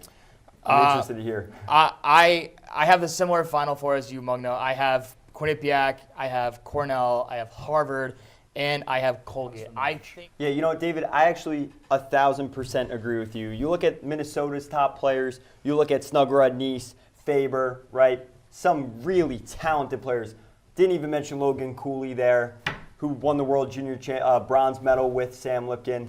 I think something that's notable is the fact that the Bobcats this season have scoring threats. They have 4 lines. They have 3 D pairings that you could put out there safely. Last season, I think what happened was there was a little bit of brand. Why Bongiovanni was not playing to the level that I thought he could. Ty Smolonic did not play to the level I think that everyone thought he could. This season, you have more of a team effort. You have guys that have been there. You have the younger guys contributing. And as you mentioned, they're not these brand names. And that's sometimes what I think comes away from Big Ten hockey is players like Cole Caulfield, Keandre Miller, they're on a team, but they're not really playing as a great cohesive unit as Rand Pecknold has the ability to roll 4 lines out, roll his 3D pairs out, and Peretz is playing great. So I do think if you're measuring them up, that it comes down to the talent versus the team play. And it's developing for the NHL versus developing for a national title. That's really the point that Mugnow's trying to make, I think. Yeah, it really. In the postseason, they certainly can make a long run to the national championship. I see where you guys went, and I do agree. I think special teams is everything. When you have the extra man, you have to capitalize, especially against the top teams in the nation. I think it really comes down to new blood. You brought up Graf, David, total mind blowing. You brought up Colin Graf. And I think he is key on the power play, and their power play has been running like a machine. But something that I do think is overall, that line in 5v5 play is going to be crucial because I think last season, the season before, they played a really talented Michigan team. That's a tough draw. And the season before, they were playing teams that really weren't that talented. The Ivies weren't playing in the ECAC. They go and they draw Minnesota State. They have the lead and they blow it. A few strange years, the last few years. I think whoever they draw, it really comes down to, can those lines produce? Can they produce? They're young. We'll have to see because in the CT Ice tournament, although they defeated UConn, they did not produce against UConn. And that was something that interesting that I noted from that game was that the Graf Lipkin Quillen line did not come through in that game despite the fact the team won. Now, granted, small sample size, but it'll be interesting to see what these guys do on the bigger stage as first years and sophomores. Well, that is it for tonight's show. Thank you so much for watching Inside the ECAC. From the QBSN broadcasters of the Michigan versus Quinnipiac game this Thursday, Matt Mugno and Eric Zank are here to preview the matchup. Let's take a look. I'm Matthew Mugno alongside Eric Zank. We will be in Tampa, Florida, Amalie Arena to call the Quinnipiac Bobcats versus Michigan Wolverines Frozen Four matchup en route to a potential national championship on Thursday night. That will start for the Bobcats. They got things kicked off here with a pep rally right in front of Arnold Barnhart Library. Eric, that's everything that's happening off the ice, but what's going to go down on the ice on Thursday? Well, on the ice for the Bobcats, potential redemption for Quinnipiac. Last season in the quarterfinals, they faced off against the same Michigan team that they'll be facing on Thursday. They lost 7-4, so this year Quinnipiac is going to want redemption. No question about it, and a shot at what would be their first national championship. Now the first overall pick and another top pick in the draft were Owen Power and Maddie Beniers. They were seniors that were graduating. A lot of those players return to the program and have. Who are those namely players? Well, some of those players include Luke Hughes. He's a sophomore, but he's had a great year for Michigan. And as I mentioned earlier, he is a prospect. He's been drafted 4th overall 2 years ago by the New Jersey Devils. And at season's end, whether it's elimination or a national championship for Michigan, he will head to New Jersey to play for the Devils. So there's no shortage. There's 8 other players on Michigan's team that have been drafted by an NHL franchise. There's no shortage of talent on the Michigan Wolverines. Now, the Quinnipiac Bobcats are a buy-in culture. They don't have a lot of these NHL draft picks, but who should we watch out for? Who should our listeners watch out for on Thursday? For me, I'm looking at Colin Graf. He's had an excellent year. He's really filled the shoes nicely as well as Sam Lipkin has of some of the departed players from last season. Colin Graf, 56 points in just 39 games. He's had an excellent season, number 11 has. So I'm really looking at him as someone to make a difference against Michigan. Got the York Hill boys on, the Sherbrooke boys, Yanni Peretz in net, Zach Metzer returning, the captain, the 5th year, leading his team to a potential national championship. We will be in Tampa covering the game. Listen to us live on QBSN/listen. Student media's fingerprints are spread all across Tampa Bay as Q30 and QBSN members travel to the Frozen Four to cover the Bobcats' historic championship run. Yes, Santino, our colleagues did great work down in the Sunshine State. Joining us now to give a recap of the national title game between Quinnipiac and Minnesota is Matthew Mugno. Matt, how did the Bobcats pull off this miraculous comeback victory? Tino and Clever, I'm here at M&T Bank Arena, home of the national championships, except they were in Tampa, Florida to deliver and take on the Michigan Wolverines and the Minnesota Golden Gophers en route to that victory. How did things shake out? On Saturday night, it was championship eve. Nearly 20,000 fans and 818,000 viewers witnessed hockey history. Bob Motzko referred to the Bobcats as Big Ten killers, having faith in his talented Gopher squad featuring the best line in college hockey. NHL signee Yanni Perret surrendered a goal following a Jalen turnover, and Jackson Nelson scored off an end-board bounce to put the Gophers up 2-0. Rand then took the risk of pulling his goaltender north of 3 minutes remaining, leading to what would become history for the Bobcats, a 6-on-4 goal to tie things up off the stick of Colin Graff. Overtime for the national championship. Blink and you'll miss it. Meta hits Lipkin in stride to break in 2-on-1, feeding a cutting Quillen, who delivers the university's first NCAA championship in its history. Rand Pecknold finally secures a championship after 29 years of pioneering the program. Behind me here at M&T Bank Arena, the scoreboard showing the final tally and a graphic that says 2023 National Champions. Thank you, Matt. It was an unforgettable weekend of hockey. Hello and welcome to the People's United Center for a top 20 hockey matchup between the number 2 overall ranked Quinnipiac Bobcats and number 18 Harvard Crimson. I'm Ben Jurgen, alongside me, Matt Mugno. And Matt, Quinnipiac hasn't played hockey since December 11th, where they got a victory against LIU. Do you think that long gap will have any impact on Quinnipiac's play today? And if so, what will they need to do to overcome that rust? I think it will have an impact on this game for sure. 34 days off without facing an opponent will definitely have an effect on the team coming out. They just have to get their legs under them, get a quick start, get touches on the ice, and I think if all 4 lines, all 3 D pairings get that, they'll be in good shape. Absolutely. And out of all the rivals Quinnipiac has faced, Harvard has had their number with a career 16, 15, and 5 record against the Bobcats. Now, Matt, what does Harvard want to do? Or does Harvard need to do, if they want to come away with a win today? And what does Quinnipiac want to do if they want to keep their dominance in the ECAC? Harvard's coming in on a 3-game win streak, continue doing what they've done. A player like Nick Abruzzese can lead them to success in this game. He has a 1.62 points per game average, which is the highest in the entire league. So I think if they ride on their star power, some of those NHL prospects that are on their team, they'll have success. And for Quinnipiac, Perret's, he's allowed 10 goals in 12 appearances, so goaltending, touches on the ice, get all 4 lines rolling. If they come in, get a quick start, this will be a good tilt, but that's what each side has to do to succeed in this game. Absolutely, this will be an exciting one. Tune into theqbsn.com/listen. We'll see you there. Welcome back to the People's United Center. I'm Kaylin Terry alongside Matt Mugno, and today we have number 4 Quinnipiac up against number 9 Harvard. Now, Matt, Quinnipiac has gone 1-2-1 so far in their last 4 games, while Harvard has an astounding 4-0 win streak right now. What do you think Quinnipiac needs to do, to beat Harvard today? Harvard is on a 4-0 win streak.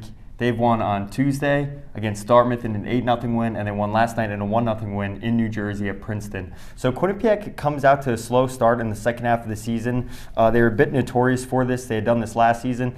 They need to just get skating, get moving. They won the Nutmeg Classic, but since then they've been pretty much off for most. They didn't play all of December, so they just need to get a quick start, get pucks on net, get moving. Agreed. It has been a struggle for Quinnipiac so far. I mean, they took on, as of then, number 9 Clarkson, who's now moved to number 7 after beating Quinnipiac, and lost to number 9 Clarkson. So they're losing to ranked top 10 teams here, and that's including number 1 Wisconsin. But, along with that, what kind of players do you think are going to lead both teams today?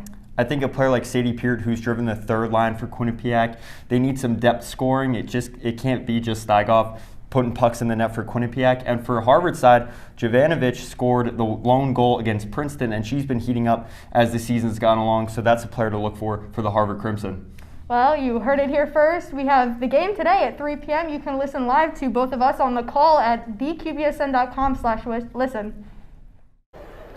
1,000 career games. That is what Rand Pecknold is doing tonight as he coaches the Quinnipiac men's ice hockey team against RPI. Jack Main, Matt Mungo, we are going to have the call for you tonight on QBSN in just a few moments. What a career it's been so far for Rand Pecknold. Rand Pecknold, he was hired in May 5th, 1994. He's had 28 seasons. 18 of those seasons were 20-win seasons. This is his 28th season this year, and he's led the team to a Frozen Four berth in 2013 and he has sights on that again this season.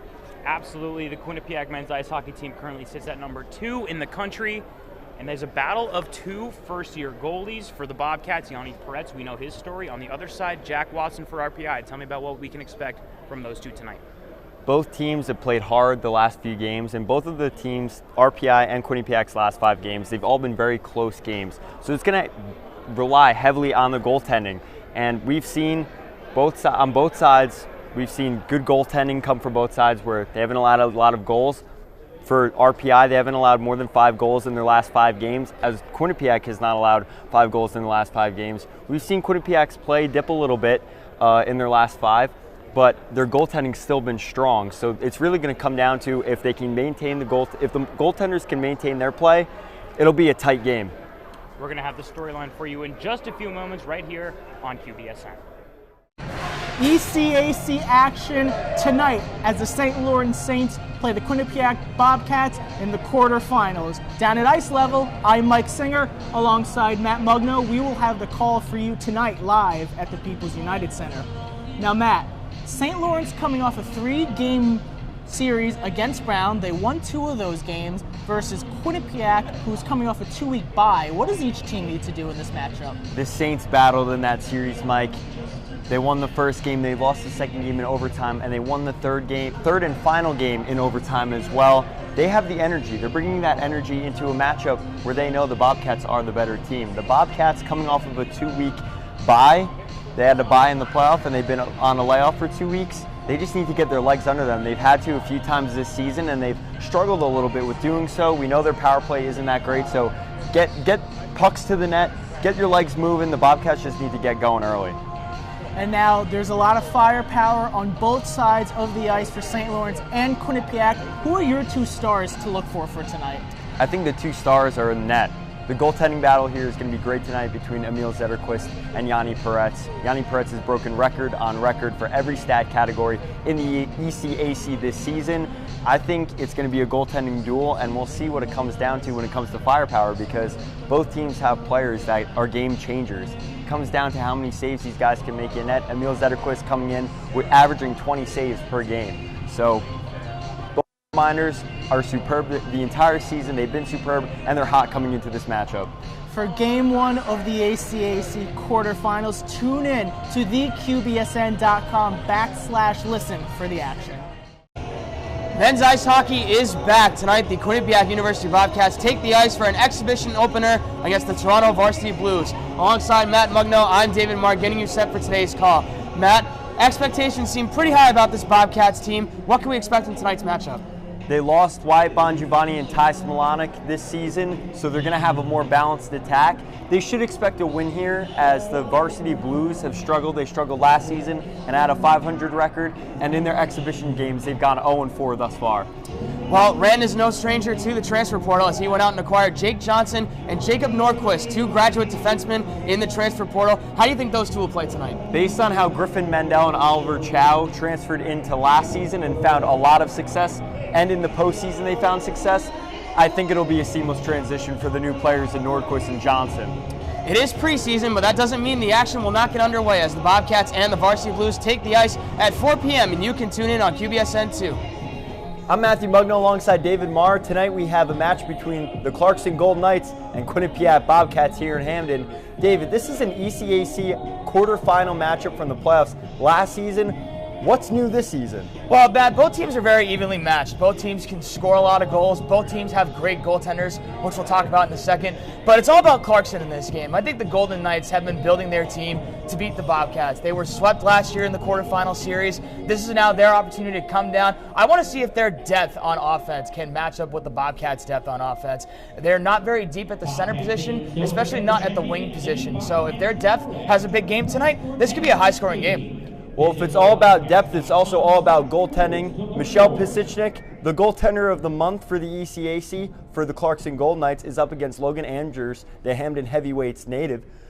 David, What are we looking for in the matchup tonight? Yeah, both goaltenders have been solid. There's no doubt about that. Both goaltenders have multiple shutouts. Both goaltenders have been outstanding, and they've both been one of the main reasons why their teams have been so successful. For Michelle Pisichnik, she's going to have to make some critical saves. She gave up 9 goals in the quarterfinal series last year. This is her opportunity to make a statement, and Logan Andrews has been phenomenal for Quinnipiac. She's been on fire, a couple of shutouts, has an under 2 goals against average. Both teams can score, but the key for this game is if the goaltenders can come to play today and keep the opposing offense off the score sheet. Thank you, David, for the insights. Listen to the match between the Quinnipiac Bobcats and Clarkson Golden Knights on theqbsn.com live. We're here inside the M&T Bank Arena for tonight's ECAC men's ice hockey matchup between the Quinnipiac Bobcats and Union Dutchmen. I'm Megan Phillips, and alongside me, Matt Mugno, bringing you today's game. Now, Matt, this is Colin Graff's old team. How is he going to face off tonight? So Colin Graff, sophomore transfer, he leads the Bobcats in goals and points. He's a point-per-game player. The Union Dutchmen are going to find ways to lock him up. They know from practice last season his zone entrances, his zone exits, his tendencies. So they're going to focus on him, but that leaves a lot of the other Bobcats open for game, and a lot of the Bobcats have contributed to that. Last night they scored 8 goals from 8 different players. Now, you mentioned Colin Graff and shutting him down, but Bobcats have several people at the top of the nation. How does Union come out victorious? Ride the wave. Union, the Dutchmen are going to have to ride the wave. The first 10 minutes are going to be energetic. M&T's been selling out. As we're seeing, already fans are coming in the building. So ride that wave, get a lucky bounce, focus on your penalty kill, your defensive play, get that jump, and they can score a goal early and get right into the game. And the Bobcats finding a lot of success in the first half of this season. How do they not become complacent? Their mental sharpness. Michael Lombardi in the postgame said yesterday that their focus last night after the game was recovery. Now they're coming into this game, it's a new game, new day. So keep that mental sharpness up and stick to the small things. Those baby steps will lead you to bigger places. Join us tonight at 7 p.m. for my final QBSN call at theqbsn.com/listen. Welcome to the M&T Bank Ice Arena. I'm Matt Mugno alongside Ben Rickovicius, and we have the second semifinal game of the day of the Connecticut Ice Tournament on deck for you guys. 7 o'clock puck drop, but before that, Ben, the Bobcats were the #1 team in the nation, and they lost last weekend on a trip up to New York in back-to-back games. What do they need to do to get back to #1? Well, I'll tell you what, right now, a win against Sacred Heart tonight gives the team a lot of momentum going into tomorrow. And it looks like UConn's going to win this first game of the tournament, so that means they'll have a matchup against UConn if they win. UConn's ranked number 12 in the nation, and surely a big win against UConn could propel this team back up to #1. Clearly right now it's about gathering wins and convincing wins. Now, Ben, the Bobcats have had a little bit of trouble in the Connecticut Ice Tournament. The first year in Bridgeport, they lost to Sacred Heart in the championship game. And last season, there was one season where COVID affected it, did not play, but last season, they won 3-2 in overtime in the matchup we're about to see today, the semifinal, to a sub-500 Sacred Heart Pioneers team. What are we expecting for today? Well, you know what? I expect a victory here from the Bobcats today. I'm going with 3-1. And last year it was Zach Metza who played hero in overtime. Today I think it's going to be Colin Graff. Give me 2 goals from Colin Graff today. Listen, if Graff gets set up in his office, he might have a goal in his hands today as he had last weekend in 2 losses. But listen to us live tonight at QBSN/listen. I'm Matthew Mugno alongside Ben Rickovicius, and tonight for QBSN we'll be broadcasting the Connecticut Ice Tournament championship game between the number 3-4 Quinnipiac Bobcats and the number 12 UConn Huskies. Now, Ben, last night Rand Pecknold 600 wins. Tonight would be his 601st if they win the championship. But what do the Bobcats need to do in order to win this championship on home ice? Well, we talked about it last night, and the big deflections by Jake Johnson and CJ McGee. Obviously, guys like that and Zach Metza have to step up defensively for the Bobcats, getting big deflections, taking a little pressure off Yaniv Peretz. Now, this is a rematch of last year's matchup. What about the Connecticut Ice Tournament on home ice is important for the Bobcats, and what do the Bobcats need to do to check in? What's the most important aspect of their game tonight? Yeah, well, Coach Rand Pecknold talks about it last night a lot in his post game, and just the fact that normally it's not here, and the fact that playing on home ice, playing in front of the home fans is just given a different perspective for the Bobcats here. And I think tonight something big is pacing, right? We need to see guys like Sam Limpkin, Colin Graff, guys like that continuing to get involved offensively, keeping the pace good, knowing when to slow it down and to speed it up. Puck drops 7 o'clock tonight between the Yukon Huskies and Quinnipiac Bobcats for the championship game of the Connecticut Ice Tournament that we've been covering the last few days. Join us on QBSN/listen live. I'm Matthew Mugno, joined by a good pal of mine, Joey O'Donohue. We're bringing to you tonight the radio call for QBSN of the Quinnipiac men's ice hockey team against the Brown Bears. Last home game for the Bobcats of the regular season before the ECAC playoffs. Joey, history in the making tonight.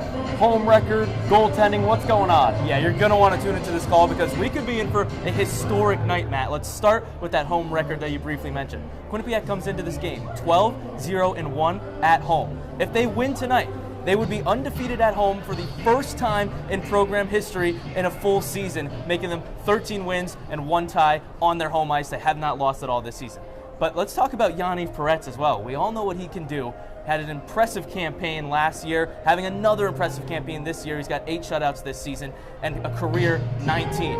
If he were to get a shutout tonight, he would break the all-time program record for total shutouts in a season previously held by Michael Gartig. So we could be watching history live in the making tonight. Now, Peretz is just a sophomore, but it's senior night. What seniors are being highlighted?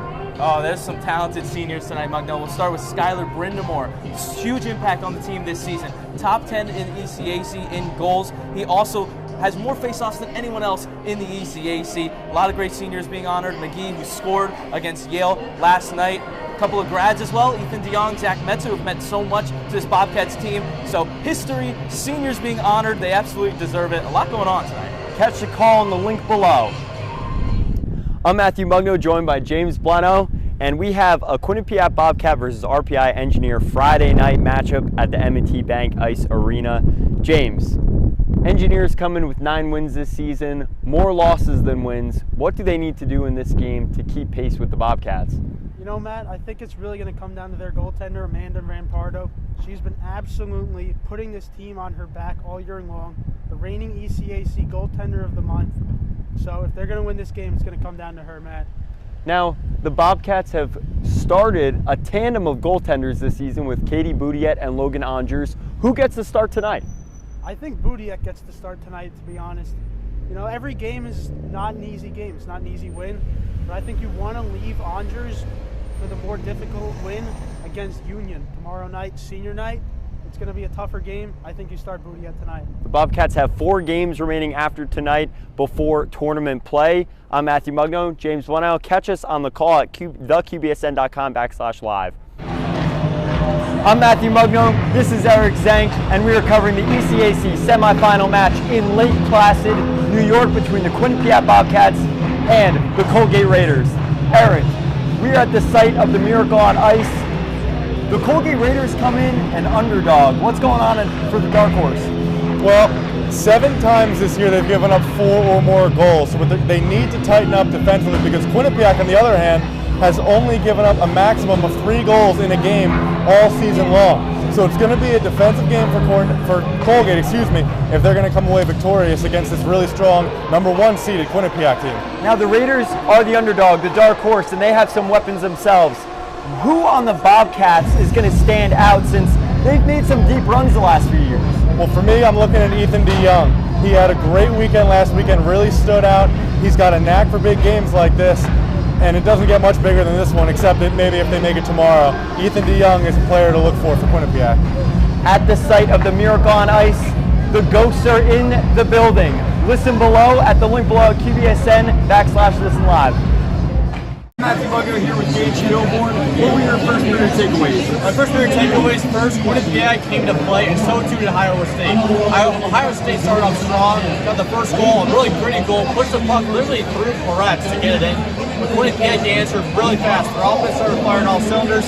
They got the first goal, a very tippy goal. Second goal, like 5 to 10 seconds afterwards. So a very tippy game all around by both sides. But the rest letting them play it out and get their physicalities out in the first period. Yeah, there were certainly rebounds, goal rebound opportunities. Quinnipiac wasn't getting a man from the back post, back door, more rebounds, tipping opportunities. They're up 2-1 heading into the second period. Continue to follow Gage and I as we cover the game. Welcome to Amalie Arena, Tampa, Florida. We will be calling the game for QBSN Radio in this very booth. The game out there on that ice in front of 19,000 But Eric, it comes down to Michigan University versus the Quinnipiac Bobcats. They'll be playing below in about an hour till puck drop. What are we looking for in this game? What's the style of play? Well, the style of play, from a Quinnipiac perspective, they have to play the way they played all year long, and that's gritty hockey. They have to get under the skin of the Wolverines if they want any shot tonight, because Michigan, a highly talented team. But the way to beat them, because there is one, is to get under their skin, especially Adam Fantilli. He's known to take unwarranted penalties when you kind of get under his skin a little bit, and Quinnipiac is going to have to stick to that style of hockey. But they can do that, because that's how they've won all season long. Now, he is a Hobie Baker finalist. That will be announced tomorrow afternoon outside of the arena in a event. The other players up for that, Logan Cooley and Matt Nyes, who we just saw on the ice, Adam Fantilli, number 19, will be out there as well. Is he the player to watch this game? I believe he is. It's the obvious answer, but he definitely is. 64 points in 35 games for the first-year forward. He has been amazing this year for Michigan, and a huge reason, if not the biggest, that they're here in Tampa right now. What is this scheme, and what do the Bobcats need to do to shut down Michigan and respond on offense? Well, like I said, they have to stick to defensive-first hockey. Just stick defensive-minded, defense wins championships. That's what the most cliche saying maybe in all of sports. But if they can do that, they can then prevent Quinnipiac from scoring and then take the offensive opportunities when they come. But defense has to be the priority for both teams, but especially Michigan. And what's the expectation for goaltender Yanni Peretz? Well, he's had an amazing year. I think he's going to play great tonight. Michigan, obviously super offensively charged, but he's shown all year long. He was the ECAC, goaltender of the year. So I'm expecting a huge game out of him. It's his biggest of the year so far ahead of him. Now, these two teams met in Allentown last year. Now they meet in the Frozen Four this year in Tampa. Listen to the call on QBSN Radio, the link below. Welcome to the national championship. It is the Quinnipiac Bobcats against the Minnesota Golden Gophers, and this is the last game of the season no matter what. It's all on the line to be crowned the #1 team in men's Division I college ice hockey. Eric, what's the story? Who's the player, and how do they have to play? Well, the story is the same as 2 days ago and all season long for the Bobcats. Their style of play can't change. They've gotten here playing a very defensively minded game, backboned by their ECAC goalie of the year, Yanni Peretz, and they have to stick to that style of play. Defense first. Defense wins championships. I said it 2 days ago. I'll say it a lot tonight because it's true, and that's their style of play. And they score when they can. When the opportunities come up, they'll take it. But defense has to be the priority for both teams, but I think especially Quinnipiac tonight. Now, what players stand out to you in this game? What players have to bring their all for the championship? Well, obviously, Yanni Peretz between the pipes. He, as I mentioned, is their backbone. But offensively, I'm going to go with Colin Graff. He's sitting on 58 points this season, 1 away from tying the record, 2 from breaking it, the Quinnipiac program points record. So it could be a great night for Colin Graff if he could get 1 or 2 points personally. But from a team perspective, he's got to show up as well because he had 2 assists last game, but he's been on a bit of a dry spell goal-wise, and it'd be great for him to break through tonight of all nights. You'll hear these two voices on the radio for QBSN. Click the link above.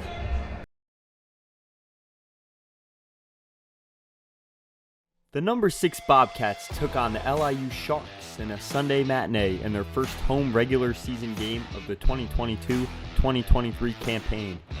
They were looking to extend their unbeaten streak against Long Island. Now we head over to the first period where Zach Metza on the point on the power play. Feeds Colin Graff on the flank, tries for the bumper Ethan DeYoung, who sends it back for a wicked one-timer. Bottle pop, 1-0 Bobcats on the power play. You don't hear that too often. Now we head to the second period. Christophe Tellier and Timothy Heineke off some broken passes. Tellier shelves it, left shoulder, blocker side. Still in the second period here, grad defenseman Jacob Norquist gets his pocket picked by Chris Pappas, who slides one by Yanni Peretz to cut the lead for the Sharks. Moving on to the third, Anthony Vincent charges into the Bobcats' end and beats Peretz high blocker side, tying this game up at 2. We head to overtime. We got some extra hockey here. Purpuria stonewalls DeYoung in overtime, and Peretz denies Spencer Cox on a rush to send this game beyond overtime. No winner, no overtime goal. To the shootout we go. Peretz swallows up the first toe drag wrist attempt. First year Sam Lipkin has Purpuria thinking 5-0, but beat him near side glove. Shooters shoot. The Bobcats would not capitalize on their next opportunities, but Peretz stood tall, getting a piece of backhand and shutting the wickets on the final attempt. The Bobcats win the shootout, but the result in the standings will record this match as a tie. They face North Dakota on Friday. The second game in a home-and-home featured the Princeton Tigers playing the Quinnipiac Bobcats in Hamden on Veterans Night. Salute to service uniforms on, the Princeton Tigers repping those nice buckets. To the first period we go. In the first period, it was all Yanni Peretz, making a plethora of stops in the first frame to keep his team in the game as the Tigers really tried to pour it on, missing on a wraparound attempt there. For the Bobcats, Jaden Duty, no, that's Jaden Lee, pots the first goal of the game from the blue line, walks the line like Johnny Cash, and there's your heroes of the first frame there, Yanni Peretz and Jaden Lee. Now on to the second period. A slap shot from the point, Peretz with the blocker, says no. Still keeping it at a 1-goal game, but Jake Johnson scores his first as a Bobcat off the iron and in. Johnson, courage, number 3, from the point. Another blue liner tallying. Friedman and Quillen on a 2-on-1, pots it, a beautiful one-timer on the rush, and the Bobcats extend their lead. What a play from Friedman, a fine Quillen on the 2-on-1 effort. And now we head to the third period of action where the Bobcats take their lead into the third frame. Yanni Peretz still standing tall. He was the narrative tonight. The storyline, the goalkeeper, number 1, keeping the Bobcats in the game. And another nice glove save there from Peretz to preserve the lead. As the Princeton Tigers pull their goaltender, Pearson, Nick Seitz takes a shot with the empty net and scores to cut the Bobcats lead 3-1. It wasn't enough though in this effort, as with the pulled goaltender, Mike Lombardi streaks down the ice and scores, potting another goal for the Bobcats, putting them up 4-1. The fourth goal coming from number 4, the assistant captain, icing this match, icing the weekend. The Bobcats take 2 from Princeton Tigers in the home and head off the ice with a win in hand. The number 2 Quinnipiac Bobcats hosted the RPI Engineers for a Friday night match in Hamden, Connecticut at the M&T Bank Arena. The Bobcats taking the ice here for the first of 2 games in a homestand. We head to the first period. It would be the first of many for the Bobcats as Sam Lipkin rips one top shelf where Mama hides the cookies. And for the second goal of the period for the Bobcats, it's Victor Chenekianer, assisted by the Kristoffs. Way to find the back of the net there, Victor. For the third goal, a feed pass to Burgart, and he puts it above the pad below the blocker. To finish off the period, Peretz made a couple of saves, and Jack Watson also made a nice breakaway save there, and robbed Friedman in front of the net. And now off to the second period. A beautiful feed to Tellier, who finds his buddy Philly in backdoor. They connect, monkey off his back for his first of the season. Lombardi at the point takes a wrister from the top of the circle's top shelf to pile onto the lead, and it doesn't stop there. Graf from his office puts it top shelf as well. They take a massive lead, and Johnson adds to it. Jake Johnson, the transfer from RPI, repping the Bobcats. Burgart streaking in, gets a save by Watson, and we go to the third period. The Engineers did find a way to tally 2 goals in the second period, and also added to that from a Ryan Mashi goal in the third to give them a third goal in this game. The Bobcats had an 8-1 lead after the second period, an 8-3 final in Hamden. It was game 1 of the ECAC quarterfinal between the Quinnipiac Bobcats and Yale Bulldogs in Hamden, Connecticut. Battle of Whitney Avenue, playoff edition. Peretz versus Pearson. And we head to the first period of action between the two rivals. And a nice save from Pearson on a redirect, and another save in front of the net. Net gets tossed on top of him, and the Heat kicks up. A chance in front, a rebound, and Joey Cipollone can't capitalize, and there's another net front scramble. Now to the second period. Zeros all across in the first period, Jacob Quillen cashing in here on his own rebound on Colin Graff's 50th point of the season. Ivari Rossinen, a point shot, finds the back of the net, and the Bobcats quickly take a 2-0 lead into the second period where tempers flared. We see Zach Metza and Johnson getting into it along with Mike Lombardi, all on the same icing play, and a goal waved off for the Bulldogs. A chance for them to cut the lead. Pearson making a huge stop there at the end of the second period and keeping his team in the game. Now to the third period of action. Zach Metza, who was involved in that scuffle before, the captain, a chip shot, scores. 3-0 Bobcats in game one. And Peretz on the other end of the ice making a huge breakaway save. Now McGee with the huge hit along the boards, kicks up the heat, and Joey Cipollone and Chinecki in air throwing hands as well. In a heated matchup, the Bobcats take game one and look to game two Saturday night at 7 p.m. The Quinnipiac Bobcats took on the Ohio State Buckeyes in the NCAA Bridgeport Regional Final. Here they are as they take the ice. 4,000 fans in the building at Total Mortgage Arena. We head to the first period of action. The second shift of the game, a breakaway on an errant pass, and a goal. Yanni Peretz pushing to the net. The puck just crossing the white line. Now Chinecki near a one-timer finds Fillion driving the net, and they tie the game at 1. A few shifts later, Sky Brindamore, third man crashing the net, puts one in. The Bobcat fans go crazy in Bridgeport for that goal. And there they are, the faithful. Second period of action. The momentum shifted to the Buckeyes side of the ice. Friedman with a huge block there on the penalty kill. Now Lipkin has an opportunity and rings it off the pipe. One of their few shots on goal in the second period. And another shutdown play from Peretz as he kept the Bobcats in the second period. Quillen checked at the buzzer and the intensity picks up. Now we head to a pivotal third period, Q up 2-1. Hellier with an alley-oop to himself, the Sherbrooke native scoring. The play under review, but it was determined a goal after a quick review of the play, and that put the Bobcats up 3-1. Here's Jaden Lee, senior, icing the game to send the Bobcats to the Frozen Four in Tampa. There's another look at it there as the yellow jerseys in the crowd go wild. The Bobcats headed to Tampa on that goal. The post-game celebration as the Bobcats win 4-1 in Bridgeport. They win the regional final, and they'll head to the Frozen Four. The fans, coaches, all celebrating with family, friends, teammates. The Bobcats advance to their first Frozen Four berth since 2016.